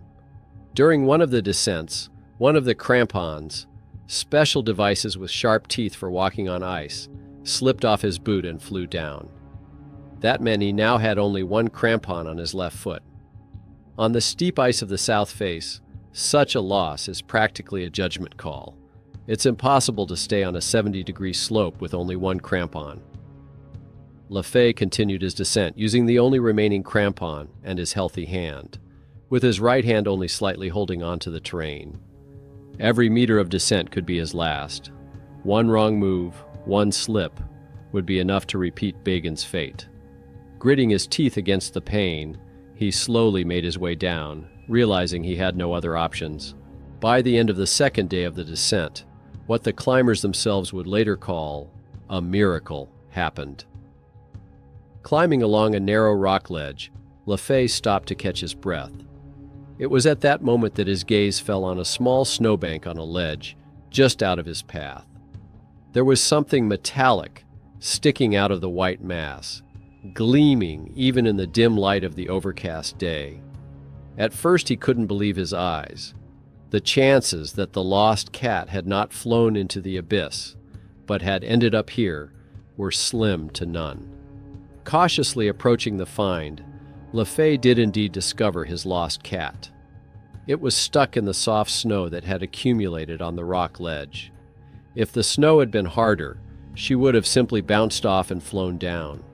If the ledge had been a little smaller or at a different angle, she wouldn't have stuck. If Lefay had taken a different route down, he would never have noticed her. All these coincidences added up, giving him a second chance. Now, with both crampons, he could move much more confidently on the steep ice, which greatly increased his chances of reaching the lower sections of the wall alive. But there were 3 more days of grueling descent ahead of him, where every meter could be his last. Lefay's descent down the south face of Annapurna lasted 5 days. After acquiring a second cat, his chances increased, but the dangers were literally breathing down his neck. He decided to travel mostly at night. There was less risk of rockfall in the dark because the frozen ice held the rocks more firmly in place. During the day, he found small ledges where he could rest against the rock. The gear was gradually falling into disrepair. The thin cord he used for insurance had frayed from the constant rubbing against ice and rocks. At some point, Lefay had to abandon it. It was getting harder and harder to pull the rope after each descent. Now he descended without any insurance, using only crampons and an ice axe. His broken arm was swollen and almost didn't move, and every touch to it caused a sharp pain. On the 4th day of descent, he passed the most difficult parts of the southern wall. Now the slope was less steep, but there was a new danger: numerous cracks in the glacier, many of which were hidden under a thin layer of snow. One wrong move, and you could fall into a bottomless ice abyss. By the evening of the 5th day, October 16th, a weary Lefay spotted the base camp tents of a Slovenian expedition working on a different route below. The bright orange and yellow tents against the white snow seemed like beacons of salvation. He was so exhausted that he couldn't even shout for attention. He just continued to descend slowly, heading towards the tents, each step with great difficulty. The Slovenian climbers were the first to spot the lone figure on the glacier. At first, they could not believe their eyes. A dark silhouette on the white slope was slowly moving in their direction. No one expected to see any of the French twosome alive after such a storm. News of their disappearance had already reached the base camp. Several Slovenes rushed towards them when they realized it was indeed a man. When Lefay finally reached their camp, he looked more like a ghost than a living person. His face was blackened by frost and wind. His clothes were tattered against the rocks, and his right arm hung lifelessly along his body. Fortunately, there was a doctor among the Slovenes who immediately examined the injured arm and gave him an anesthetic injection. 5 days without food, with a fractured arm, in a constant struggle for every meter of descent, completely exhausted the French climber's strength. But the worst of the ordeal was over. He descended from an altitude of 7,300 meters to the base camp at 4,200 meters, overcoming one of the most difficult routes in the Himalayas, in conditions that most experts considered incompatible with survival. This descent will go down in the history of mountaineering as one of the most incredible rescues. At the base camp of the Slovenian expedition, the fight for Lefay's life began. The expedition doctor examined the fracture and put a temporary splint made of improvised materials. The injury was serious. The forearm bone was broken, and urgent medical care under normal conditions was required. Morphine dulled the pain that plagued Lefay all the days of the descent. The climbers helped him take off his frozen clothes and wrapped him in warm sleeping bags. 5 days without proper food and water, in extreme cold and physical strain, had pushed his body to its limits. He could hardly swallow. His throat was swollen from dehydration. The Slovenians gave him warm tea with sugar in small sips, gradually bringing him back to life. Immediately, a message was radioed to Kathmandu that an urgent evacuation was needed. But the weather, as if testing Lefay one last time, intervened again. Heavy rains in the valleys made it impossible for the rescue helicopter to approach. Lefay spent 2 days at the Slovenian base camp, balancing between exhaustion and gradual recuperation. The morning of October 19th brought a long-awaited improvement in the weather. The sound of an approaching helicopter echoed through the valley. The pilots, risking their lives, managed to land the machine on a small area near the base camp. Lefay was loaded into the helicopter and headed for Kathmandu, where doctors were already waiting for him. At the hospital in Kathmandu, it was discovered that in addition to a broken arm and general exhaustion, Lefay had received slight frostbite on his fingers and toes. But given the conditions in which he had spent his last days, doctors called his condition remarkably good. Many climbers have been left disabled or lost fingers to frostbite after similar ordeals. While Lefay was recovering in a Kathmandu hospital, a search operation was organized to locate Pierre Béguin's body. As soon as the weather improved, several helicopters surveyed the lower part of the south face and the glacier at its foot, where the dead climber was believed to be. The search was complicated by the huge territory. In a fall from a height of more than 1,000 meters, Béguin's body could be in any of the many glacial crevasses. The freshly fallen snow brought by the storm made the task even more difficult, hiding all traces of the fall. A ground search for Béguin's body was deemed too dangerous. The risk of avalanches in the area remained high, and traveling across the crevassed glacier without knowing the exact location of the deceased would be an unreasonable risk for the rescuers. After several days of unsuccessful attempts, the search was officially called off. The body of Pierre Béguin, one of the foremost mountaineers of his generation, remains in the eternal ice of Annapurna, the mountain to which he devoted much of his life. The story of Béguin and Lefay's ascent of Annapurna in October 1992 changed the world of mountaineering forever. Lefay's descent has been called the greatest self-rescue in the history of the Himalayas by experts. Legendary mountaineer Reinhold Messner, the first to conquer all the world's 8,000ers, said it was a feat beyond human capability. After his recovery, Lefay did not abandon mountaineering. On the contrary, the tragedy seemed to give him new strength. In 1993, he returned to the Himalayas and climbed the 8,201-meter-high Cho Oyu Peak. In 1994, he soloed a new route on the north face of Shishapangma, but Annapurna did not let him go. He returned to it 3 times and finally reached its summit in 2002, 10 years after his tragic attempt with Béguin. This story has been continued in the movies as well. In 2012, French filmmaker Christophe Rilla made the documentary Survivre à l'Annapurna, Surviving on Annapurna, which detailed the events of 1992. The film was a tribute to Pierre Béguin and a testament to the incredible fortitude of Jean-Christophe Lefay. In a startling twist of fate, Lefay died in 2006 during a solo winter ascent of Makalu, another 8,000-meter peak in the Himalayas. He went missing at around 7,600 meters, almost as his teacher Béguin had done 14 years earlier. The story closed in a tragic way. Both outstanding mountaineers were forever in the arms of the Himalayan giants to whom they dedicated their lives. It was as if the mountains themselves had decided to keep them with them. The south face of Annapurna remained unclimbed for a long time in the style that Béguin and Lefay had planned. It wasn't until 2013 that Swiss mountaineer Willy Steck managed to complete their route alone in 28 hours, an achievement that is considered one of the greatest in the history of mountaineering. Steck dedicated his Ascent to the memory of Begin and LaFay, whose 1992 attempt paved the way for future generations. What do you think of this story? Is Begin's decision to go down in the storm a mistake? Or would a long wait in a tent have been even more dangerous? What drove LaFay to return to Annapurna again and again? Was it guilt, a tribute to his teacher, or a desire to overcome his fear? Perhaps the bigger question is whether the risk is worth the goals climbers set for themselves. Begin and LaFay sought the limit of human possibility, and both found it in the mountains they loved. But their story also showed something else: what a man is capable of when his life is on the line. If you liked this story, put a like. It will help similar stories find their audience. Subscribe to the channel. There are many more exciting stories about human resilience, courage, and overcoming themselves. See you in the next issue.